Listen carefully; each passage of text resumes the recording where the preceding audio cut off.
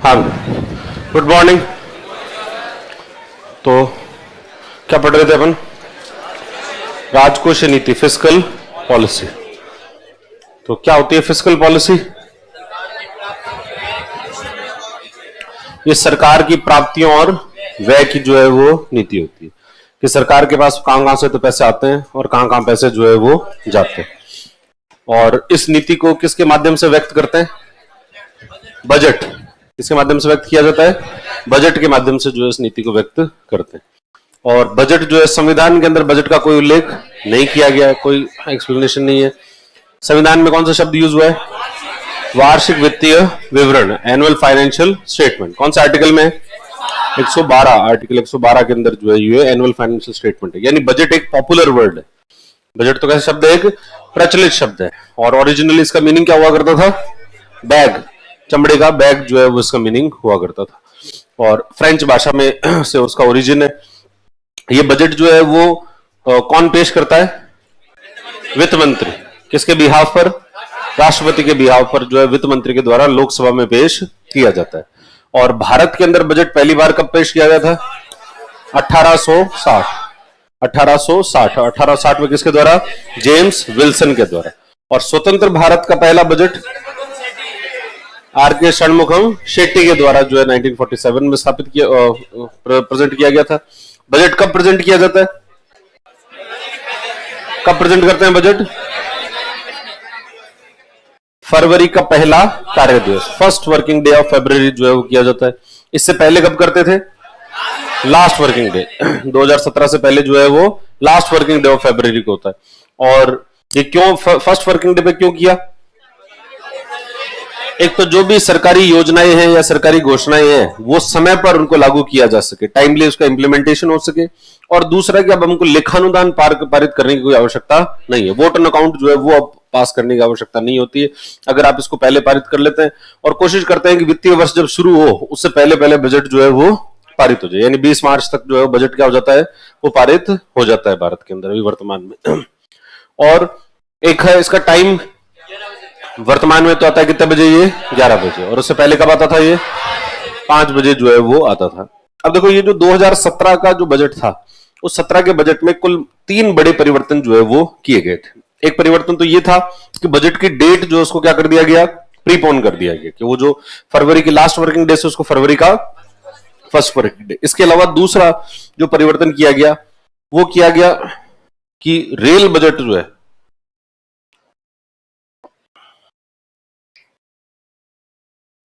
इस rail budget को आम बजट में विलय कर दिया गया। दूसरा बड़े परिवर्तन क्या किया गया था?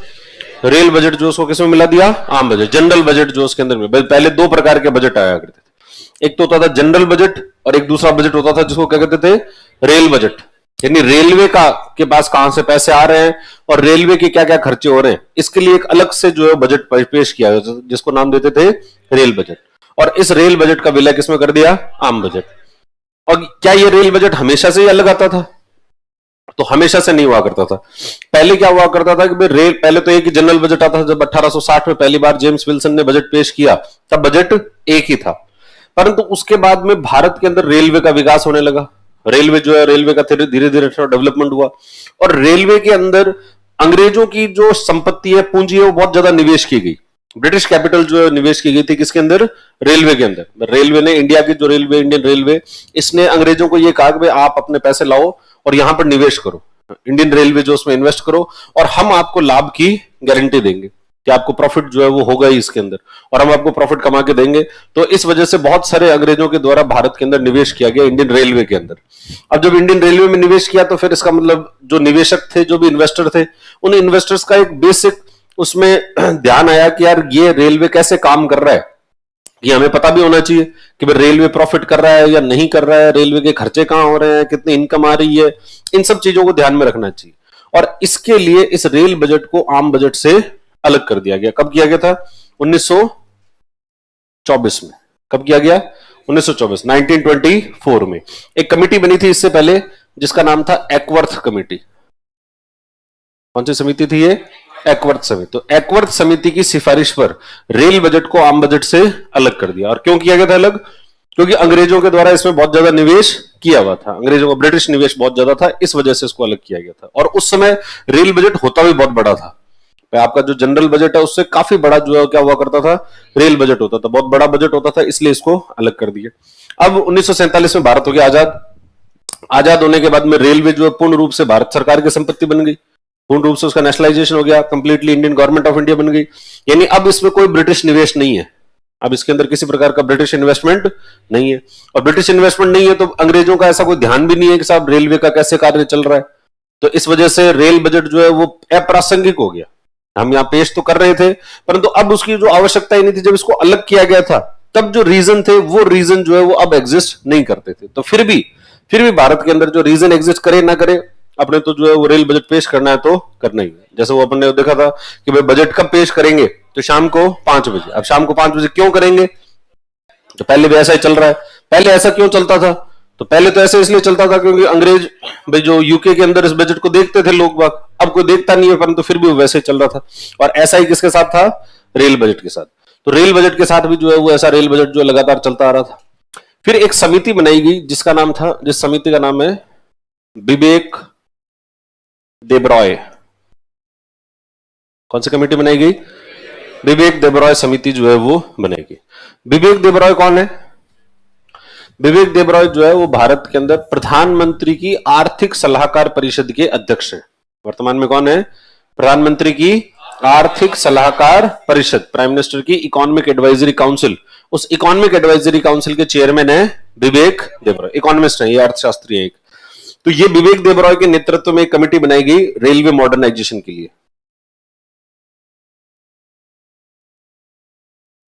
कि ये जो रेलवे है इसका आधुनिकीकरण कैसे किया जाए, मॉडर्नाइजेशन कैसे किया जाए, रेलवे में हम क्या क्या नया कर सकते हैं। तो इसके लिए कमेटी किसके नेतृत्व में बना दी, विवेक देब्रॉय, 2015 में।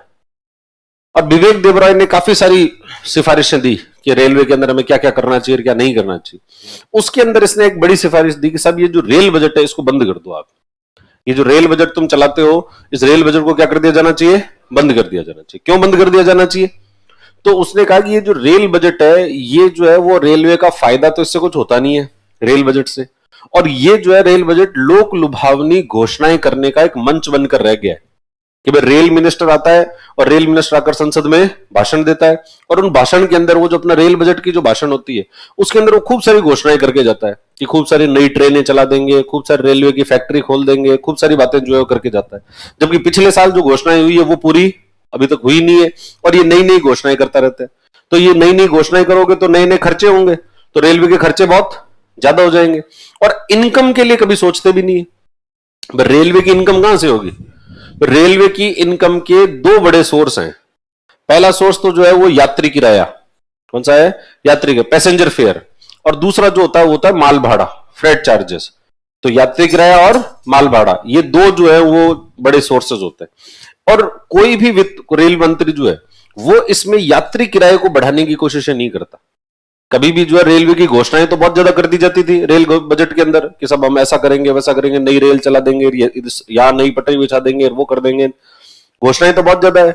और यात्री किराया कभी भी बढ़ाया नहीं जाएगा, क्योंकि यात्री किराया जैसे बढ़ाया तो वैसे अगले दिन जो है अखबार के अंदर न्यूज आएगी, अखबार के अंदर बड़ी बड़ी हेडलाइन आएगी कि रेल मंत्री ने आम आदमी की जेब पर डाला डाका। तो कोई भी रेल मंत्री अपने आप को जो है वैसा डाके डालना वाला दिखाना नहीं चाहता।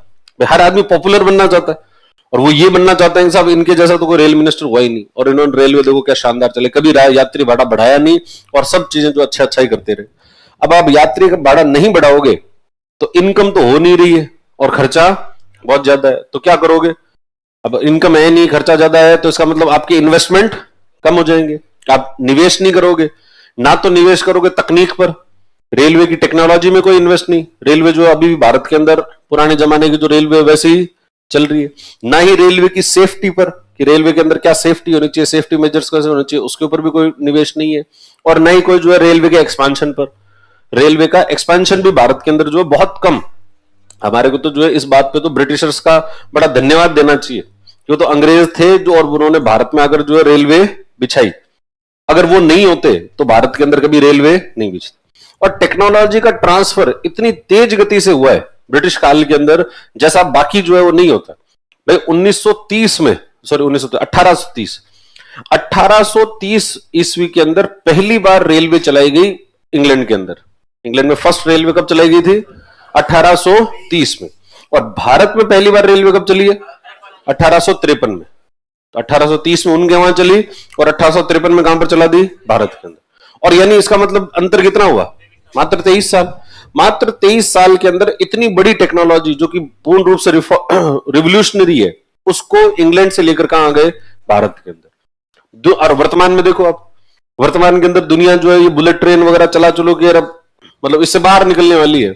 और हमारे यहां भी चर्चा ही चल रही है कि बुलेट ट्रेन चलाई जाए या नहीं चलाई जाए। अभी सिर्फ एक रूट है जिसके ऊपर डिसाइड हुआ है कि अहमदाबाद से मुंबई के बीच में जो बुलेट ट्रेन चलाएंगे, और वो भी भारत सरकार कह रही है 2027 तक, 26-27 तक जो है वो चलेगी। तो 27 में तो हम पहुंचेंगे कहां पर? बुलेट ट्रेन पर, जहां पर दुनिया पहुंच चुकी है। अब दुनिया इसके आगे निकल रही है, वो तो हाइपर लूप पर पता नहीं क्या क्या जो है वो बातें कर रही है। और हम अभी तक कहां चल रहे हैं कि बुलेट ट्रेन होनी चाहिए या नहीं होनी।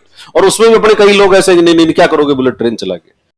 भारत जैसे गरीब देश में क्या करोगे बुलेट ट्रेन? इतनी जल्दी पहुंच के करना क्या है तुमको? भाई बुलेट ट्रेन से क्या होगा? जल्दी पहुंच जाए, फिर जल्दी जाए क्या कर लोगे? फिर घर पे जाए क्या करोगे? देखोगे टीवी, देखोगे तारक मेहता का उल्टा चश्मा। तुम्हें भारतीयों को घर पहुंचने की जल्दी बहुत ज्यादा है। सबसे ज्यादा जल्दी जो है घर पहुंचने की किसको है? भारतीयों को। और घर जाकर करना क्या है? करना कुछ नहीं है। पर रोड के ऊपर देखो आप, हर आदमी इतनी तेजी में है, हर आदमी इतनी जल्दी में, उसको लगेगा बस फटाफट कैसे पहुंचकर घर चला जाऊं और घर जाते ही टीवी खोल लूं। और टीवी खोलते ही जो है वो तारक मेहता का या कोई ससुराल सिमर का ऐसे फालतू के नाटक देख देख कर जो है वो बर्बाद होने के लिए आदमी क्या करता है? जान पर जोखिम, जान को जोखिम में डालकर ऐसे वीर कहां पैदा होंगे? तो भारतीय जो है वो इस तरीके से, देखो यूरोपियंस जो है वो टाइम की सबसे ज्यादा वैल्यू करते हैं। और वो यूरोपियंस है, वेस्टर्न वर्ल्ड के जो लोग हैं वो टाइम की बहुत वैल्यू करते हैं। और वो कभी भी आपको जो है सड़क के ऊपर जल्दीबाजी में नहीं दिखेंगे। सड़क पर वो हमेशा ही जो है वो ट्रैफिक लाइट हो गई तो उससे पहले रुक जाओ और आराम से, जब तक जो है वो ट्रैफिक लाइट रहेगी तब तक रुके ही रहना है। और अगर यूं कोई पैदल यात्री पास कर रहा है तो फटाफट रुक जाते हैं कि भाई इसको पहले पैदल यात्री को पास करने तो फिर अपन चले जाएंगे, कोई दिक्कत नहीं। सड़क पर ऐसे लगता है कि इनके पास टाइम ही टाइम है, जबकि वो टाइम की सबसे ज्यादा वैल्यू करते हैं। और भारतीय सड़क पर ऐसे रहते हैं कि भाई इनके तो टाइम की, इनका टाइम बहुत ज्यादा कीमती है। और फिर उसके बाद वो टाइम का करते क्या है? करते कुछ नहीं है। उसके बाद कोई रील देखेगा इंस्टाग्राम पे, कोई ये टीवी देखेगा, इसके अलावा और कोई दूसरा प्रोडक्टिव काम अपने पास में नहीं। खैर, तो बात यह है कि भाई टेक्नोलॉजी का ट्रांसफर उस समय क्या हुआ? बहुत तेज गति से हुआ। और उसके बाद में जैसा टेक्नोलॉजी का ट्रांसफर होना चाहिए तो वैसा नहीं। हमारी इतिहास की किताबों के अंदर जो है वो अंग्रेजों को गालियां निकाली हुई है। और गालियां निकाली के सब इन्होंने, अंग्रेजों ने रेलवे बिछाई। क्यों बिछाई रेलवे? तो रेलवे इसलिए बिछाई क्योंकि एक तो ये क्या चाहते थे कि भारत के अंदर से जो कच्चा माल लेना चाहते थे, कच्चा माल जो है लेके जाना चाहते थे, और तैयार माल जो है पहुंचाना चाहते थे। ठीक है। एक तो मुझे ये बात कभी समझ में नहीं आती है, तुम पूरा इतिहास पढ़ लो, चाहे भारत का पढ़ लो, विश्व का पढ़ लो, जहां पर भी कॉलोनाइजेशन हुआ कि साहब अंग्रेज जो है वो वहां चले गए अफ्रीका में, पूरे अफ्रीका को गुलाम बना लिया। तो पूरे अफ्रीका को गुलाम क्यों बनाया? क्योंकि उनको साहब कच्चा माल चाहिए था। पूरे भारत और उसका वो इंडियन सब कॉन्टिनेंट, पूरे इंडियन सब कॉन्टिनेंट को गुलाम बना लिया। क्यों बना लिया? इनको कच्चा माल चाहिए था। पूरा साउथ ईस्ट एशिया जो है वो गुलाम बना लिया। क्यों बना लिया? इनको कच्चा माल चाहिए। चाइना गुलाम बना, क्यों बना लिया? सब इनको कच्चा माल। अरे तो कितना कच्चा माल चाहिए इनको? तुम्हें लगता नहीं है ज्यादा हो गया? इतने कितने कच्चे माल का करेंगे क्या ये? और फिर तैयार माल बनाकर वापस बेचते थे। और वापस कहां बेचते थे? वापस उसी मार्केट में तैयार। तो तैयार माल, जब भारत था गरीब था, पहनने के लिए तो कपड़े नहीं थे, खाने के लिए दाने नहीं थे, 2 मुट्ठी बाजरा हुआ करता था, और उसके अंदर हम जो है वो अंग्रेज वहां से ब्रिटेन से आए हुए कपड़े पहना करते थे उस समय। आप इतिहास की किताब में पढ़ो तो इतिहास में ये, किताबों में ये लिखा हुआ है कि उसके बाद में जो है वो ब्रिटिश टेक्सटाइल आया करता था, और ब्रिटिश टेक्सटाइल से पूरा बाजार जो है वो भर दिया गया। अच्छा, तो उस जमाने के लोग जो है वो कपड़े पहनते थे कौन सा? इंग्लैंड से आया हुआ, मैनचेस्टर की मिलों से बना हुआ कपड़ा पहनते थे। वर्तमान के अंदर फरीदाबाद से आगे जा नहीं पाते, और उस समय किस क्या कर रहे हैं? वो मैनचेस्टर से पहन रहे हैं। पर इतनी परचेजिंग पावर कहां से आई? इतना खरीदने के लिए लोगों के पास में पैसे कहां से आए? ये लिक्विडिटी कहां से आई? है मसाला बेच बेच के। मसाला भी वही बेचते थे। अपन तो जो है वो अपन खर्चा नहीं करते थे। भारतीय जो है वो मसाला बेच दिया, सोना ले लिया, लेकर क्या करोगे? दाब दो इसको, जमीन के अंदर गाड़ दो इसको, या किसी मंदिर में दान कर दो। तो इसके अलावा जो है वो उतना खर्चा नहीं किया। तो एक्सपेंशन जो है, रेलवे का एक्सपेंशन जो हुआ है वो सारा किस काल में हुआ है? उसी काल में। अब हालांकि इतिहास की किताब में ये दो कारण लिखे हुए हैं। एक कारण तो लिखा हुआ कच्चा माल लेना है इनको, और दूसरा कारण कि इनको जो सैनिक इधर से उधर जो विद्रोह होते थे, उन विद्रोहों को दबाने के लिए सैनिक इधर से उधर ले जाना पड़ता था। तो विद्रोह वैसे तो भारत में इतने कोई खास हुए नहीं। पहली बात तो जिस समय में उन्होंने डेवलपमेंट किया, 1857 का विद्रोह है, 1853 के अंदर जो है वो रेलवे शुरू हुई है, और रेलवे का जो एक्सेसिव डेवलपमेंट हुआ वो उसके बाद में हुआ है। और 1857 के बाद से लेकर 1921 तक तो अपन ने कोई बड़ा विद्रोह जो है वो किया ही नहीं। 1921 में असहयोग आंदोलन हुआ, उसको भी कुचलने के लिए आपको बहुत ज्यादा सैनिक इधर से उधर ले जाने की आवश्यकता जो है वो थी नहीं। तो इस वजह से ये आर्ग्यूमेंट इतना ज्यादा जो है वो बैठता है नहीं। पर फिर भी बेनिफिट ऑफ डाउट मान लिया कि अंग्रेजों ने तो इसीलिए किया होगा। अंग्रेजों ने तो जो है वो भारत का शोषण करने के लिए, विद्रोह को दबाने के लिए, कच्चा माल लेने के लिए, इनसे लिए किया। फिर भी वो ये सब करने के लिए भी जब अंग्रेज गए थे भारत से, तब भारत में जो रेलवे की रेल लाइंस थी, वो रेल लाइंस जो है 50,000 किलोमीटर की रेल लाइन बिछा के गए थे। कितनी रेल लाइन थी? 50,000 किलोमीटर की रेल लाइन जो है बिछाई थी। फिर ये स्वतंत्र भारत, लोकतांत्रिक भारत, फिर तो जनता के द्वारा, जनता के लिए था। अब तो कच्चा माल नहीं चाहिए तुमको, अब तो तुमको विद्रोह नहीं दबाने, अब तुम कर देते रेलवे का विकास। तुमने कितनी रेलवे बिछाई? आज भी राजस्थान के अंदर ऐसे जिले हैं जहां पर रेलवे नहीं है। बांसवाड़ा, करौली में भी नहीं है, करौली में तो है। बांसवाड़ा सबसे बड़ा एग्जांपल क्या है इसका? बांसवाड़ा। कहां पर नहीं है? टोंक में भी नहीं है। अरे टोंक में तो होगा, अरे है टोंक में, तुम्हें नहीं देखा होगा रे तुम्हारी साइड नहीं आया होगा। पर ऐसा पूरा पूरा जिला ही अछूता रह गया, उस पूरे जिले में कुछ नहीं है। तो ऐसा बड़ा जिला कौन सा है? बांसवाड़ा। है कोई बांसवाड़ा से? यहां देखो कोई नहीं है, रेलवे नहीं है, कहां से है? आपने एक जिले का विकास खत्म कर दिया, उसकी डेवलपमेंट एस्पिरेशंस को समाप्त कर दिया। शर्म आनी चाहिए कि एक पूरा जिला जो है वो किससे वंचित है? वर्तमान में 2022 में जी रहे हम। 2022 में एक पूरा जिला ऐसा है जो कि पूर्ण रूप से वंचित है, रेलवे की सुविधाओं से वंचित, वो जिसको पता ही नहीं रेलवे क्या होता है। क्यों? तो अगर रेलवे नहीं होगी तो उन लोगों का जो पैसेंजर ट्रांसपोर्टेशन तो है ही, उसके अलावा भी आपको इंडस्ट्रियल ट्रांसपोर्टेशन भी तो चाहिए होता है। वहां के कोई उद्योग हैं, उन उद्योगों को अगर कहीं से कोई कच्चा माल लेकर आना है या कोई तैयार माल भेजना है तो वो कहां से लाएंगे? उस रेलवे का प्रयोग कर नहीं सकते, तो आपको फिर सड़कों का प्रयोग करो, ट्रकों का प्रयोग करो। और ट्रक और सड़कें जो है वो इतनी एफिशिएंट होती नहीं। और ऐसा आपने वहां पर कोई 6 लेन हाईवे बना दिए हो, ऐसा भी नहीं है कि सब रेलवे तो पहुंचा नहीं पाए, पर हमने इनको हाईवे इतने बड़े बड़े दिए हैं कि बांसवाड़ा जो है वो हाईवे वाड़ा हो गया, ऐसा तो कोई हुआ नहीं है। तो आपने उनको डेवलपमेंट की जो राह है उससे उनको वंचित कर दिया, विकास की उस गतिविधि से पूर्ण रूप से वंचित कर दिया। और ये तो हमें नॉर्थ इंडिया में रहते हैं, हम तो नॉर्थ इंडिया के स्टेट है राजस्थान, तो और राजस्थान के नॉर्थ इंडिया के स्टेट में ऐसे जिले हैं।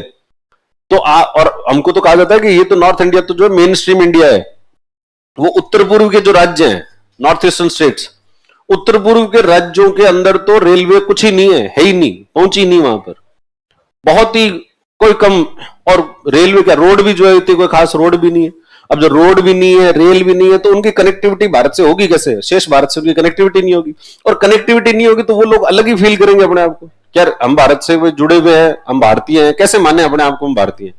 भाई ये भारत देश हमारे लिए क्या करता है कि भारत देश हमारे, अगर हमारे यहाँ कोई मिनरल मिल जाए, अभी जैसे मिनरल मिलेगा फटाफट भारत जो है सरकार एक कंपनी बनाएगी और यहाँ पर जो है उस मिनरल को लेने आ जाएगी कि साहब ये मिनरल तो राष्ट्र की संपत्ति है, राष्ट्र को अर्पित होनी चाहिए। ठीक है साहब, राष्ट्र की संपत्ति है, अर्पित होनी चाहिए, पर इसके बदले ये राष्ट्र हमारे लिए कुछ करे तो सही। राष्ट्र ने क्या किया आपके लिए? राष्ट्र ने आपके लिए जो है कनेक्टिविटी भी स्थापित नहीं की, और कनेक्टिविटी नहीं स्थापित करोगे तो फिर वहां पर अलगाववादी गतिविधियां ये सब जो है वो पनपेगी, क्योंकि उनके अंदर वो राष्ट्रीयता की भावना जो है वो नहीं आ सकती। और कई बार तो उनके साथ में विकास के नाम पर मजाक किया हुआ है। 1996 के अंदर असम में रेलवे थी, असम से आ गया मणिपुर, असम का बॉर्डर लगता है किसे? मणिपुर से। मणिपुर के अंदर 2 किलोमीटर की रेलवे बिछाई इन्होंने, और यहां पर मणिपुर में एक स्टेशन है जिरीबाम, और जिरीबाम स्टेशन तक, असम तक तो थी, 2 किलोमीटर और बिछा दी और जिरीबाम तक जो है वो पहुंचा दिया। और फिर भारत के उस समय के जो प्रधानमंत्री थे HD देवेगौड़ा, उन्होंने घोषणा की कि मणिपुर अब रेलवे से जुड़ा हुआ है। ये मणिपुर वाले बेचारे आपस में बात कर रहे हैं, अरे यार कहां है वो रेलवे जिससे हम जुड़ गए, कहां है वो रेलवे जिससे हम जुड़े हुए? क्या इसका मतलब भारत का प्रधानमंत्री यार या तो झूठ बोल रहा है?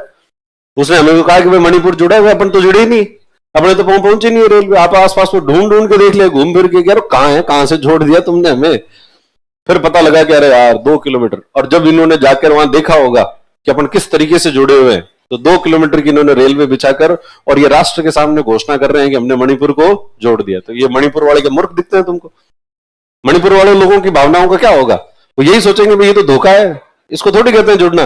रेलवे से जुड़ना होता है जब रेलवे की लोग जो है वो उसकी सुविधाओं को ले सके, लोग जो है सुविधाओं को ले सके, आ जा सके उससे। अगर ऐसा नहीं कर पा रहे हो तो इसका मतलब है कि अब उसके बाद जो कर रहे हो वो सब धोखा कर रहे हो आप उनके साथ। और धोखा करोगे तो फिर क्या करेंगे वो?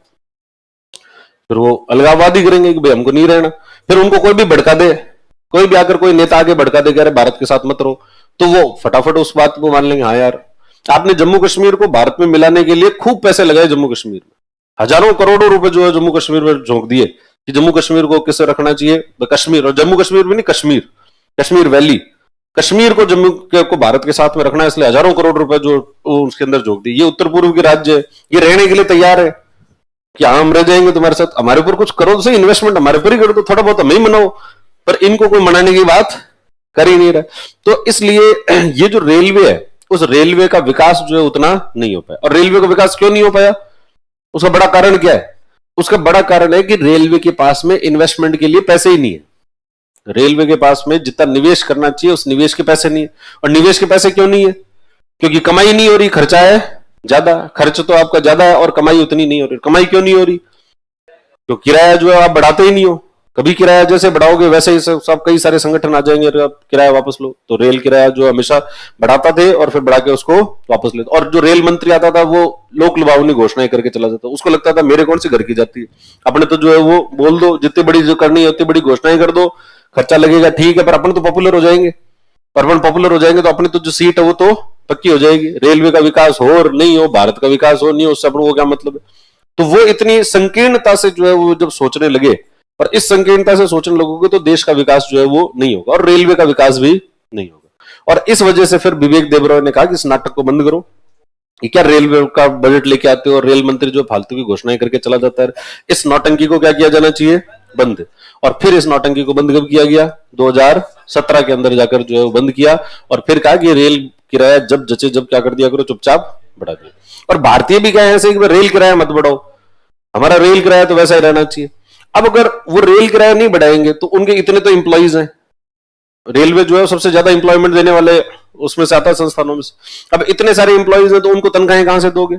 इतने सारी रेलवेज है, उसके खर्चे होते हैं, उसके मेंटेनेंस का खर्चा होता है, वो कहां से करोगे? तो उसके लिए फिर क्या करना पड़ता है आपको? आप अपने फ्रेट चार्जेस को बढ़ा देते हो। किसको बढ़ाते हैं? फ्रेट चार्जेस जो है वो माल भाड़ा, वस्तुओं को एक जगह से दूसरी जगह लेकर जाना है तो मालगाड़ी जो है, उस मालगाड़ी का जो किराया होगा वो क्या हो जाएगा?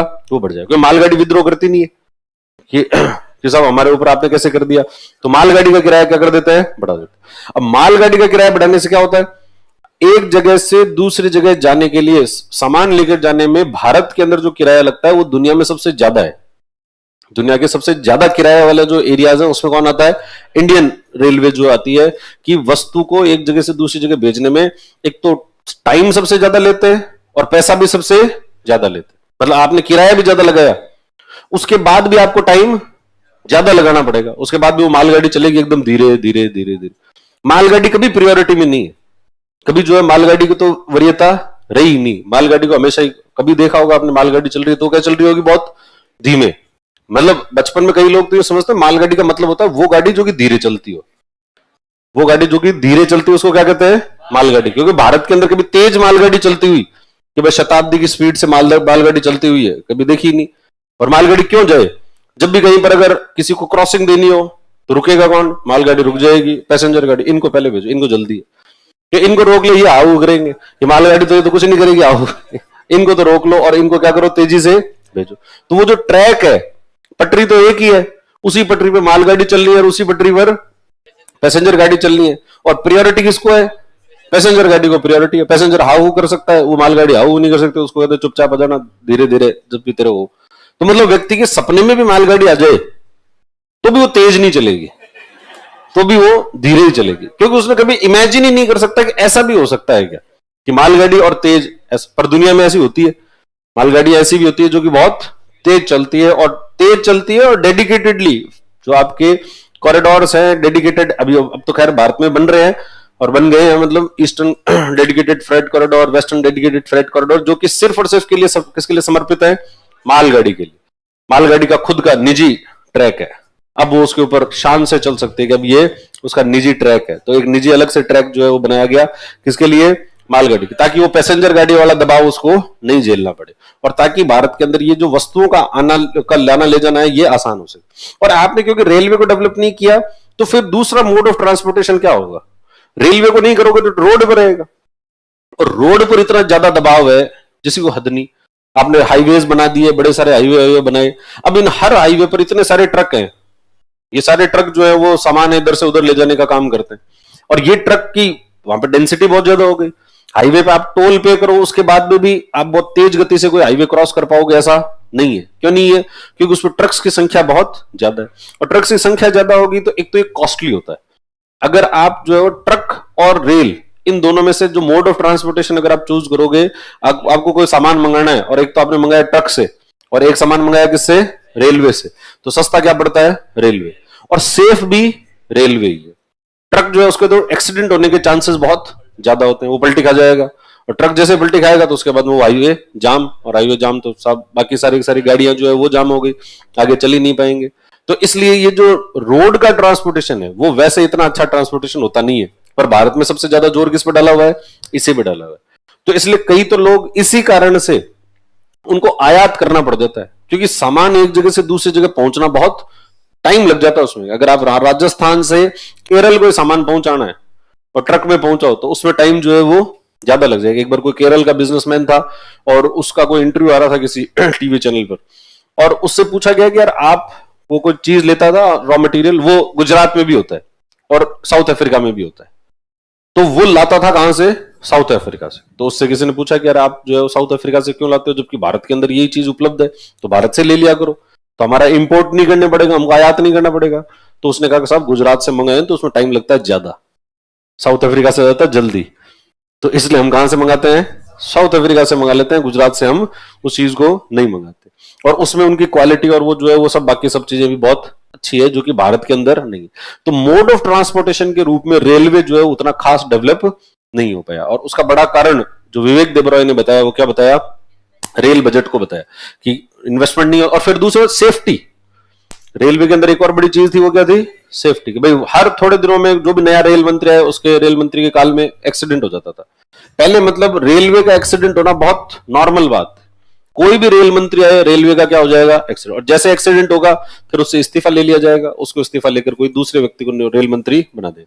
पर इस्तीफा लेने से काम थोड़ी सोल्यूशन होगा, सोल्यूशन तो तब होगा जब आप ये बताओ कि रेल ये हुआ क्यों, एक्सीडेंट क्यों हुआ है, तो उसके बारे में कोई सोचने की कोशिश जो नहीं, क्योंकि आप वैसे सोचोगे तो आपको इन्वेस्टमेंट करना पड़ेगा। बहुत सारे 4000 से ज्यादा तो अनमेन्ड रेलवे क्रॉसिंग्स थे, ऐसे रेलवे क्रॉसिंग है, क्रॉसिंग तो है परंतु वहां पर कोई व्यक्ति नहीं बैठा जो फाटक बंद करे और फाटक को खोले, तो बिना फाटक के रेलवे क्रॉसिंग है। अब बिना फाटक के रेलवे क्रॉसिंग होगी तो उसमें हालांकि लोग कभी कभी आते जाते हैं, पर कभी कोई आ गया और इधर से आ गई उसी समय ट्रेन, तो ट्रेन आएगी तो ट्रेन भिड़ जाएगी तो एक्सीडेंट होगा। 4000 से ज्यादा ऐसे अनमेन्ड रेलवे क्रॉसिंग थे, हालांकि वर्तमान के अंदर उनको सबको खत्म कर दिया। वर्तमान में पिछले 2 साल के अंदर सारे के सारे अनमेन्ड रेलवे क्रॉसिंग्स जो है वो समाप्त कर दिए गए, जो कि भारत में एक्सीडेंट का सबसे बड़ा कारण हुआ करता था, वो सब समाप्त करके अब जो है जीरो पे लिया है उनको। तो ये अब इन्वेस्टमेंट होने लगा है, और अब इन्वेस्टमेंट इसलिए होने लगा है क्योंकि अब आप जो है वो ये बजट के चक्कर में या लोक लुभावनी घोषणाएं जो अब नहीं कर रहे हो। तो इसलिए पहला चेंज क्या हुआ, एक तो वो जो बजट, वो जो आपका बजट प्रेजेंट करने की जो डेट है उसको प्रीपोन किया गया, और दूसरा बड़ा चेंज क्या किया गया, रेल बजट को आम बजट में मिला दिया। लिखो 2017 में इन 2017 दो अन्य परिवर्तन भी किए गए। 2017 में दो अन्य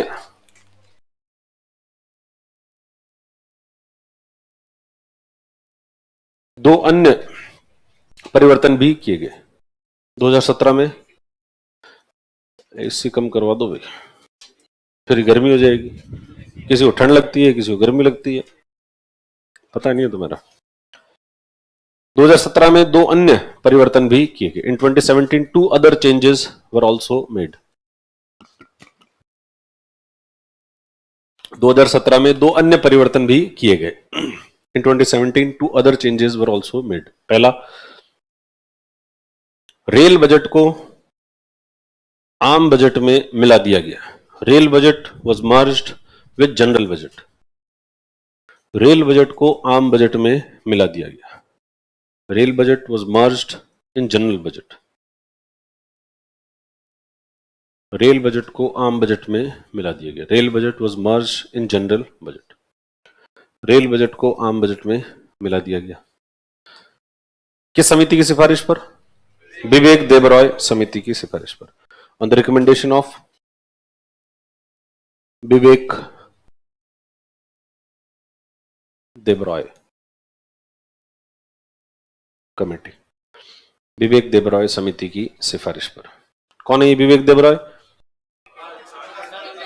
प्रधानमंत्री की आर्थिक सलाहकार परिषद की अध्यक्ष। लिख लो इनके साथ में ब्रैकेट में कहीं पर, ये प्रधानमंत्री की आर्थिक सलाहकार परिषद के अध्यक्ष हैं।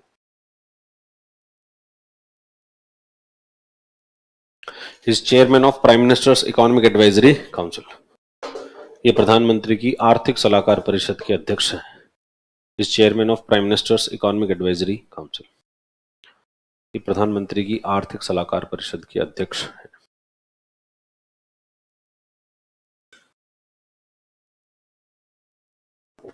ठीक है। और तो ये अलग कब किया गया था रेल बजट आम बजट से? 1924 में। देखो, रेल बजट को 1924 में आम बजट से अलग किया गया था। रेल बजट को 1924 में आम बजट से अलग किया गया था। Rail budget was separated from general budget in 1924। Rail budget को 1924 में आम बजट से अलग किया गया था। और ये किस समिति की सिफारिश पर किया गया था? एक्वर्थ समिति की सिफारिश पर। On the recommendation of Acworth committee. Rail budget was separated from general budget in 1924।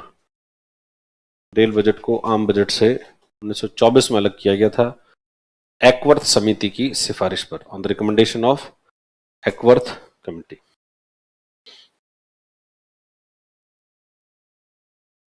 और क्यों इसको जो है वो सेपरेट तो कर दिया और फिर वापस मर्ज किया गया, तो मर्ज क्यों किया गया, क्या कारण थे? लिखो, विलय के कारण, रेल बजट के विलय के कारण। Causes behind merger of rail budget.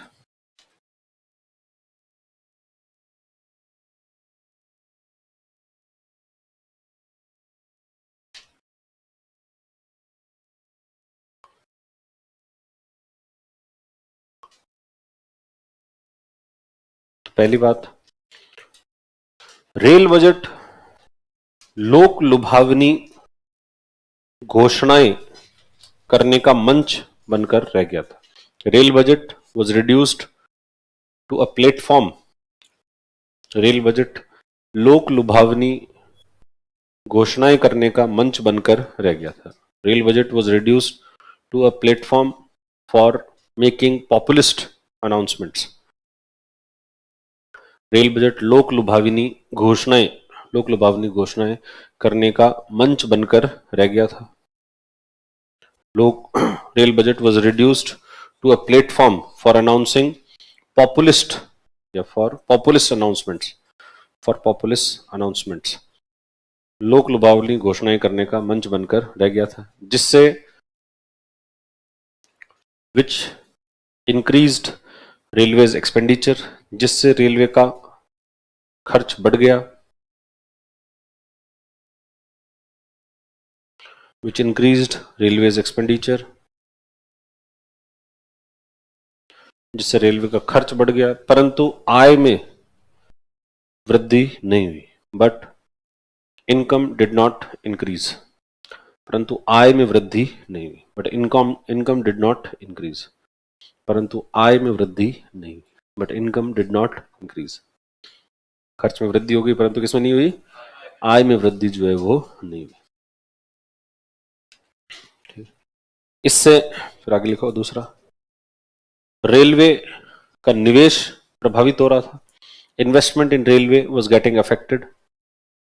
Railway का निवेश प्रभावित हो रहा था, investment in railway was getting affected.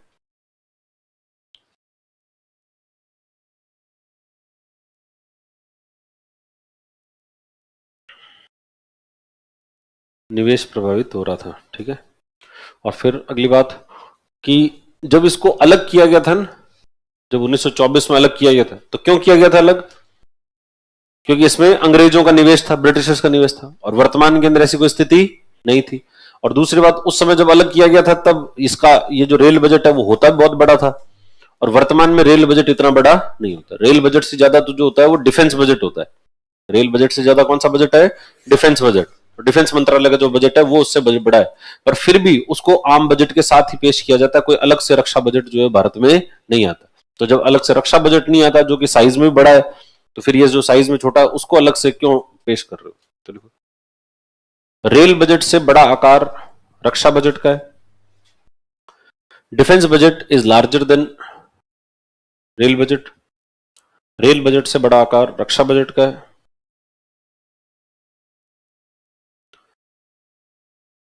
परंतु फिर भी बट स्टिल परंतु फिर भी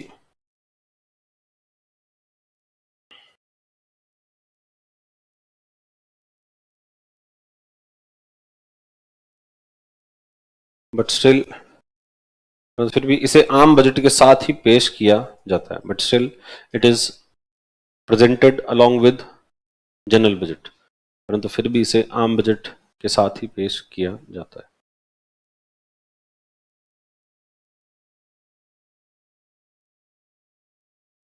और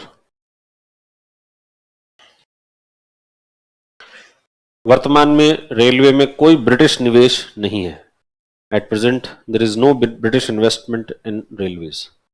वर्तमान में रेलवे में कोई ब्रिटिश निवेश नहीं। At present there is no British investment in railway. वर्तमान में रेलवे में कोई ब्रिटिश निवेश नहीं। At present there is no British investment in railway.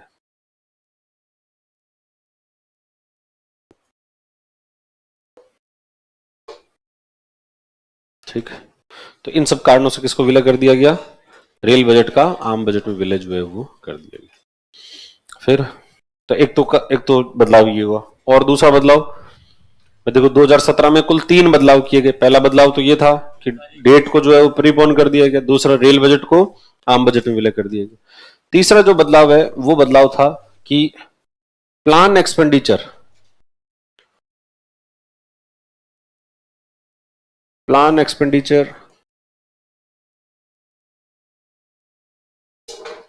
और नॉन प्लान एक्सपेंडिचर,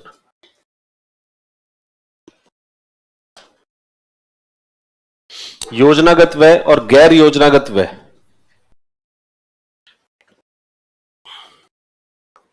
योजनागत व्यय और गैर योजनागत व्यय के भेद को समाप्त कर दिया गया। लिखो देखें, योजनागत व्यय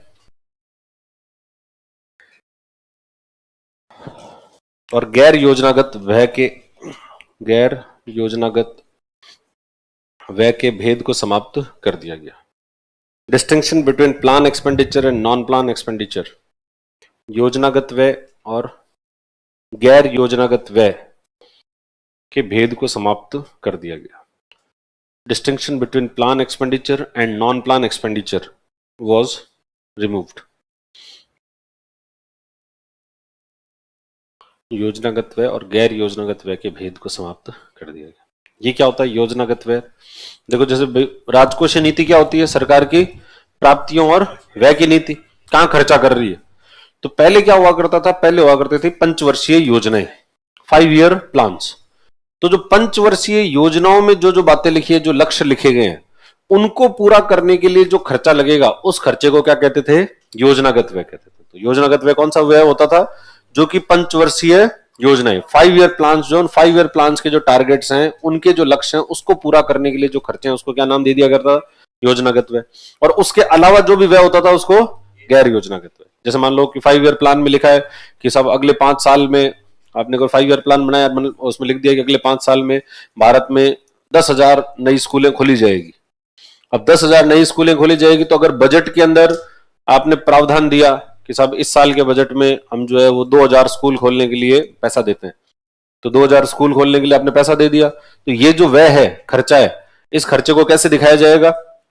ये लिखेंगे, ये कौन सा व्यय है? योजनागत व्यय। क्यों किया जा रहा है ये खर्चा? उस योजना के लक्ष्य को पूरा करने के लिए खर्चा किया जा रहा है। और उसके अलावा जो खर्चा है उसको क्या दिखाएंगे? गैर योजनागत। तो पहले एक डिस्टिंक्शन होता था योजनागत और गैर योजनागत, और इस भेद को समाप्त कर दिया। क्यों कर दिया इसके?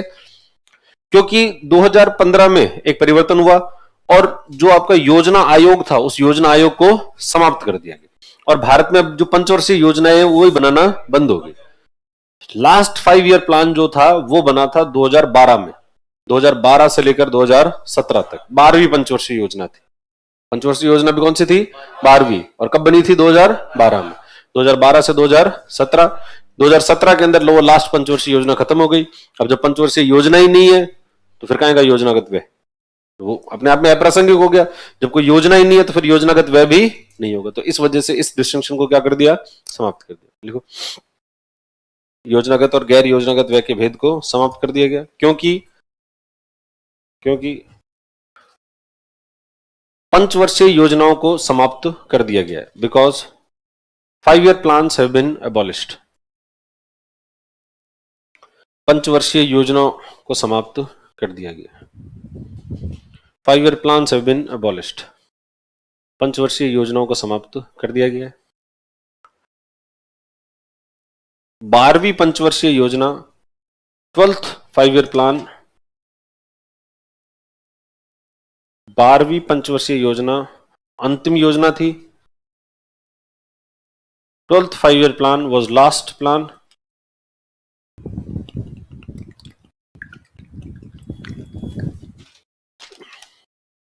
और कब से कब तक चला ये? तो ब्रैकेट में लिखो 2012 से 2017।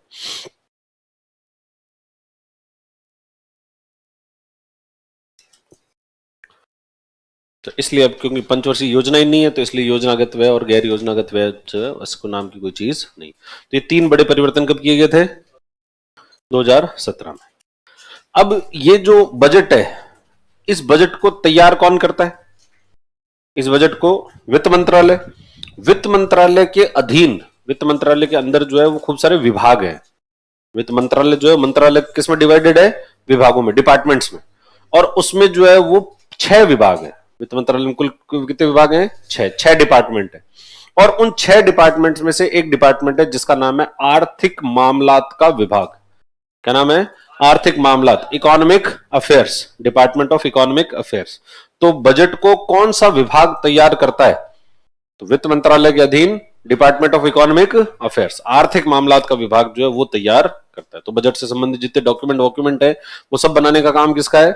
आर्थिक मामलात के विभाग में जो अधिकारी लगे हुए हैं उनका काम है बजट तैयार करवाने का। लिखो, बजट, पैराग्राफ चेंज करके लिखना, बजट वित्त मंत्रालय में, budget is prepared bye, budget वित्त मंत्रालय में आर्थिक मामलात के विभाग के द्वारा तैयार किया जाता है। Budget is prepared by department of economic affairs in finance ministry. Budget वित्त मंत्रालय में आर्थिक मामलात के विभाग के द्वारा तैयार किया जाता है।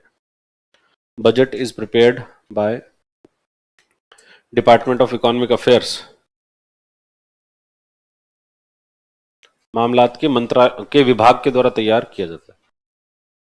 आर्थिक अर्थव्यवस्था में जितने भी मामले हैं, अर्थव्यवस्था, देखो फाइनेंस मिनिस्ट्री जो है उसके अधीन कई सारे डिपार्टमेंट है। ये फाइनेंस मिनिस्ट्री है। फाइनेंस मिनिस्ट्री के अधीन कितने डिपार्टमेंट? टोटल 6 डिपार्टमेंट है। एक तो होता है जैसे डिपार्टमेंट ऑफ रेवेन्यू, किसका विभाग है ये? राजस्व, रेवेन्यू का विभाग। तो जितने भी राजस्व होते हैं सरकार के पास, जो भी इनकम आ रही है, उस इनकम को देखने का काम कौन करता है? ये रेवेन्यू का जो डिपार्टमेंट होता है वो काम करता है। ये जो रेवेन्यू का डिपार्टमेंट, तो जितने टैक्स आते हैं ना, डायरेक्ट टैक्स, इनडायरेक्ट टैक्स, ये सब किसको रिपोर्ट करते हैं? इस रेवेन्यू वाले डिपार्टमेंट को। जितने आईआरएस, आप देखो यूपीएससी में एक सर्विस होती है जिसको कहते हैं इंडियन रेवेन्यू सर्विसेज, आईआरएस। तो ये इंडियन रेवेन्यू सर्विसेज के जो ऑफिसर्स हैं वो किस डिपार्टमेंट को रिपोर्ट करेंगे? डिपार्टमेंट ऑफ रेवेन्यू को रिपोर्ट जो है करते हैं, क्योंकि उनका काम है रेवेन्यू जनरेट करने का काम होता है। फिर एक होता है डिपार्टमेंट ऑफ, जैसे रेवेन्यू है वैसे डिपार्टमेंट ऑफ एक्सपेंडिचर है, व्यय का विभाग होता है। ये किसको देखता है? व्यय के मामलों को, कि कहां कहां पर अपन को खर्चा करना है, कैसे कैसे खर्चा हो रहा है, तो खर्चे को देखने का काम जो है ये करता है। फिर आता है डिपार्टमेंट ऑफ फाइनेंशियल सर्विसेज,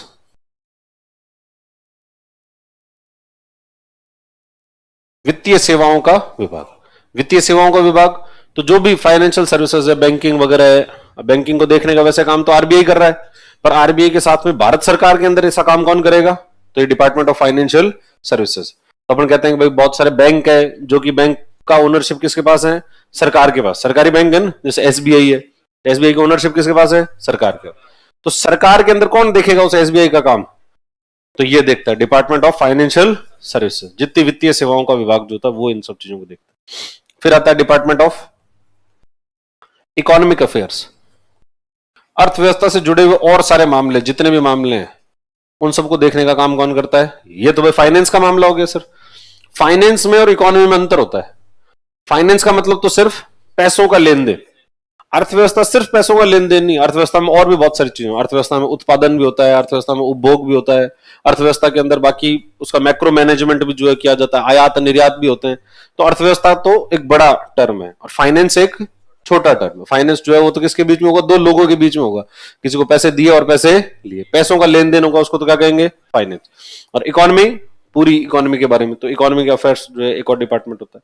फिर एक डिपार्टमेंट होता है Deepam,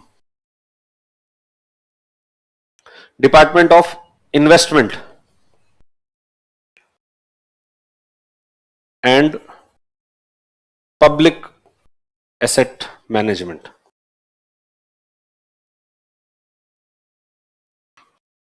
department of investment and public asset management, ये क्या करता है? ये देखता है कि कोई सरकार की कोई कंपनी अगर ओपन करनी है या पहले से सरकार की कोई कंपनी खुली हुई है, तो उस कंपनी के बारे में कि उसको अगर बेचना है या नहीं बेचना, तो क्या करना है क्या नहीं करना है, ये सब चीजें कौन देखेगा? जैसे अपन ने कहा 1991 से पहले, 91 से पहले क्या होता था? भारतीय अर्थव्यवस्था सोशलिस्ट थी, समाजवादी थी। समाजवादी थी मतलब बाजार के ऊपर किसका नियंत्रण था? सरकार का। और बाजार पे सरकार का नियंत्रण था। कैसे था सरकार का नियंत्रण? तो बाजार की जो गतिविधियां होती है, यानी उत्पादन करना, तो ये उत्पादन करने का, सप्लाई करने का, ये सब काम कौन कर रहा है? सरकार। सरकार कैसे करेगी? तो सरकार इसके लिए कंपनियां स्थापित कर देती थी। और वो जो कंपनियां हैं, उन कंपनियों को वर्तमान में मैनेज कौन करता है? ये दीपम नाम का ये जो डिपार्टमेंट है ये मैनेज करता है कि अगर उसको बेचना हो, किसी सरकारी कंपनी को बेचना हो, तो कौन देखेगा? ये दीपम नाम की कंपनी। और अगर आपको कोई नई, अभी वर्तमान में और नई कोई सरकारी कंपनी खोलनी हो, इन्वेस्टमेंट करना हो, तो वो भी दीपम। तो बेचने का काम भी, निवेश करने का काम भी दीपम। फिर एक होता है छठा जो होता है वो होता है डिपार्टमेंट ऑफ हैवी इंडस्ट्री, भारी उद्योगों का। ये अभी सबसे नया डिपार्टमेंट जो ऐड हुआ है फाइनेंस मिनिस्ट्री में, वो कौन सा है? Department of heavy industry. तो इस तरीके से कितने विभाग हैं फाइनेंस मिनिस्ट्री में? टोटल 6 विभाग होते हैं। हर विभाग का जो मुखिया होता है, हर विभाग का जो चीफ ऑफिसर है, जो इसका सबका मुखिया है, बॉस है, हर विभाग का मुखिया एक आईएएस ऑफिसर होता है, एक सीनियर आईएएस ऑफिसर होता है। इसका विभाग का भी एक आईएएस ऑफिसर होगा, इसका भी एक आईएएस होगा, इसका भी एक आईएएस होगा। यानी वित्त मंत्रालय के अधीन कितने आईएएस ऑफिसर काम करते हैं? 6। 6 तो सीनियर आईएएस, बाकी तो जूनियर आईएएस ऑफिसर तो खूब सारे होंगे, पर जो सीनियर होंगे, बहुत ज्यादा सीनियर होंगे, वो कौन से कितने होते हैं? टोटल 6 होते हैं। और इन 6 में से जो सबसे सीनियर होता है, ये जो 6 है, इनमें से जो सबसे सीनियर होता है उसको कहा जाता है वित्त सचिव। उसको क्या कहते हैं? वित्त सचिव, फाइनेंस सेक्रेटरी। तो फाइनेंस सेक्रेटरी का पोस्ट किसको होगी? तो फाइनेंस सेक्रेटरी की वैसे अलग से कोई पोस्ट नहीं है। ये 6 डिपार्टमेंट हैं, इन 6 डिपार्टमेंट में से जो सबसे सीनियर होता है उसी को क्या नाम दे देते हैं? Finance secretary. और बाकी सबको अपने अपने सेक्रेटरी उनके डिपार्टमेंट के नाम से, कि जैसे रेवेन्यू का डिपार्टमेंट है, उसका जो बॉस है उसको कहेंगे रेवेन्यू सेक्रेटरी, राजस्व सचिव, भारत का राजस्व। जैसे ये शक्तिकांत दास है, तो शक्तिकांत दास अभी आरबीआई गवर्नर है, उससे पहले क्या थे? ये राजस्व सचिव थे। ये क्या थे? राजस्व सचिव भारत सरकार, यानी राजस्व सचिव का मतलब भारत सरकार के वित्त मंत्रालय में राजस्व का जो डिपार्टमेंट है उसके बॉस थे, और उसके बॉस थे तो फिर इधर एक्सपेंडिचर का होगा तो वो एक्सपेंडिचर सेक्रेटरी होगा, व्यय सचिव हो जाएगा। फाइनेंस वित्तीय सेवाओं का सचिव हो जाएगा। आर्थिक मामलात के विभाग का होता आर्थिक मामलात का सचिव हो जाएगा। दीपम का सचिव होगा। फिर ऐसे एक हैवी इंडस्ट्रीज का सचिव जो है वो होगा। तो और बजट प्रिपेयर करने का सारा काम कौन सा होगा? डिपार्टमेंट ऑफ इकोनॉमी का। ये जो डिपार्टमेंट ऑफ इकोनॉमिक अफेयर्स है इसके अधीन एक डिवीजन होगा, इसके अधीन एक जो डिवीजन है, ठीक है, उस डिवीजन के अंदर काम होता है बजट का काम होता है। उसमें जो भी अधिकारी लगे हुए होते हैं उनका यही काम होता है कि अपन को बजट से संबंधित सारे डॉक्यूमेंट क्या करने हैं, तैयार करने हैं, कहाँ कहाँ से कौन कौन सी चीजें आ रही है, अपने कहाँ से खर्चे हो रहे हैं। जैसे मान लो सरकार के पास सारे खर्चों की और सारे इनकम की पता होना चाहिए, तो सरकार में मतलब किसको बताएं ये बात? मान लो किसी किसी डिपार्टमेंट ने खर्चा किया या कोई खर्चा करना चाहता है, आपका कोई डिपार्टमेंट है, आप डिपार्टमेंट काम करते हो और आपके डिपार्टमेंट को कुर्सियां खरीदनी है, और डिपार्टमेंट में सब नए अधिकारी आ गए, उनके अधिकारियों के लिए नई कुर्सियां चाहिए, नई एसी चाहिए, कहां से लाए? इसके लिए पैसा कहां से आएगा? तो पैसे मांगने पड़ेंगे। किससे मांगोगे? डिपार्टमेंट फाइनेंस मिनिस्टर से। और फाइनेंस मिनिस्टर को पहले लिख के भेजेंगे कि साहब हमारे को जो है वो इस साल के अंदर इतने इतने नए अधिकारी ज्वाइन करेंगे, उनको ज्वाइन करने के बाद में इन इन सुविधाओं की आवश्यकता होगी, उसके लिए इतना खर्चा लगेगा, इतना खर्चा लगेगा, तो कृपया करके इतना बजट जो है पारित करने की कृपा करें। और ये किसको भेजोगे? किसको भेजेंगे? Economic affairs. जैसे इकोनॉमिक अफेयर्स में किसके पास जाएगी? ये इस डिवीजन, बजट डिवीजन के पास है। तो बजट डिवीजन के अंदर किसके दिन काम करता है? ये इकोनॉमिक अफेयर्स, ठीक है। फिर जब ये बजट पेश होता है, जब बजट पेश किया जाता है तो पेश करते हैं तो क्या होता है? सबसे पहले तो बजट का एक भाषण होता है। बजट का जो भाषण होता है उस बजट भाषण के दो भाग होते हैं। बजट का जो भाषण होता है उसे कितने भाग होते हैं? दो, पार्ट ए और पार्ट बी। एक तो इसका भाग ए होता है और एक भाग बी होता है। जब पार्ट ए होता है उसके अंदर तो वित्त मंत्री बताता है अर्थव्यवस्था के, एक पूरी अर्थव्यवस्था के बारे में, और उसमें कई प्रकार की घोषणाएं जो है वो की जाती है कि भाई वित्त मंत्री बताएगा कि भाई इस साल हम कृषि क्षेत्र के लिए क्या करने वाले हैं, तो कृषि क्षेत्र के लिए क्या करने वाले हैं, अब तक क्या स्थिति रही है, सरकार ने क्या क्या काम किया है, और भविष्य के अंदर उस क्षेत्र के लिए सरकार अगर कोई नई योजना लानी चाहती है तो सरकार उस योजना की घोषणा कर देगी। फिर अगर कोई बात हो कि साहब छोटे उद्योग है, इन छोटे उद्योगों के लिए हम क्या करेंगे, तो उनका साहब हम एक नई योजना शुरू कर रहे हैं, प्रधानमंत्री मुद्रा योजना, उस मुद्रा योजना के तहत हमको ऋण देंगे, तो साहब ये घोषणा होगी।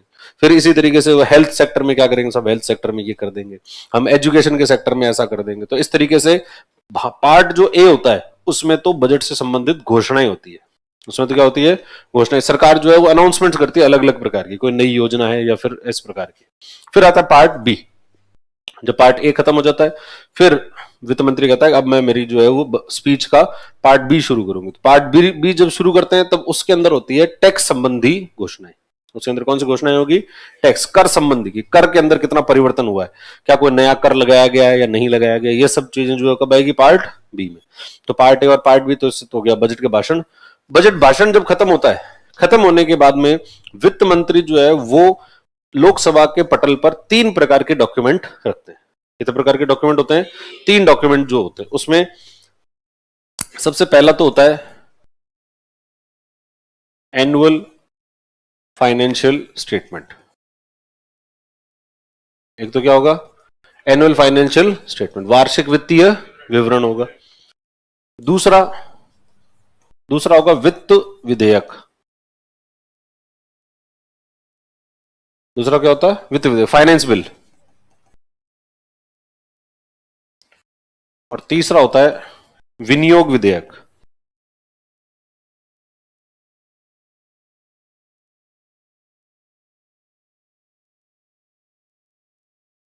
Appropriation bill.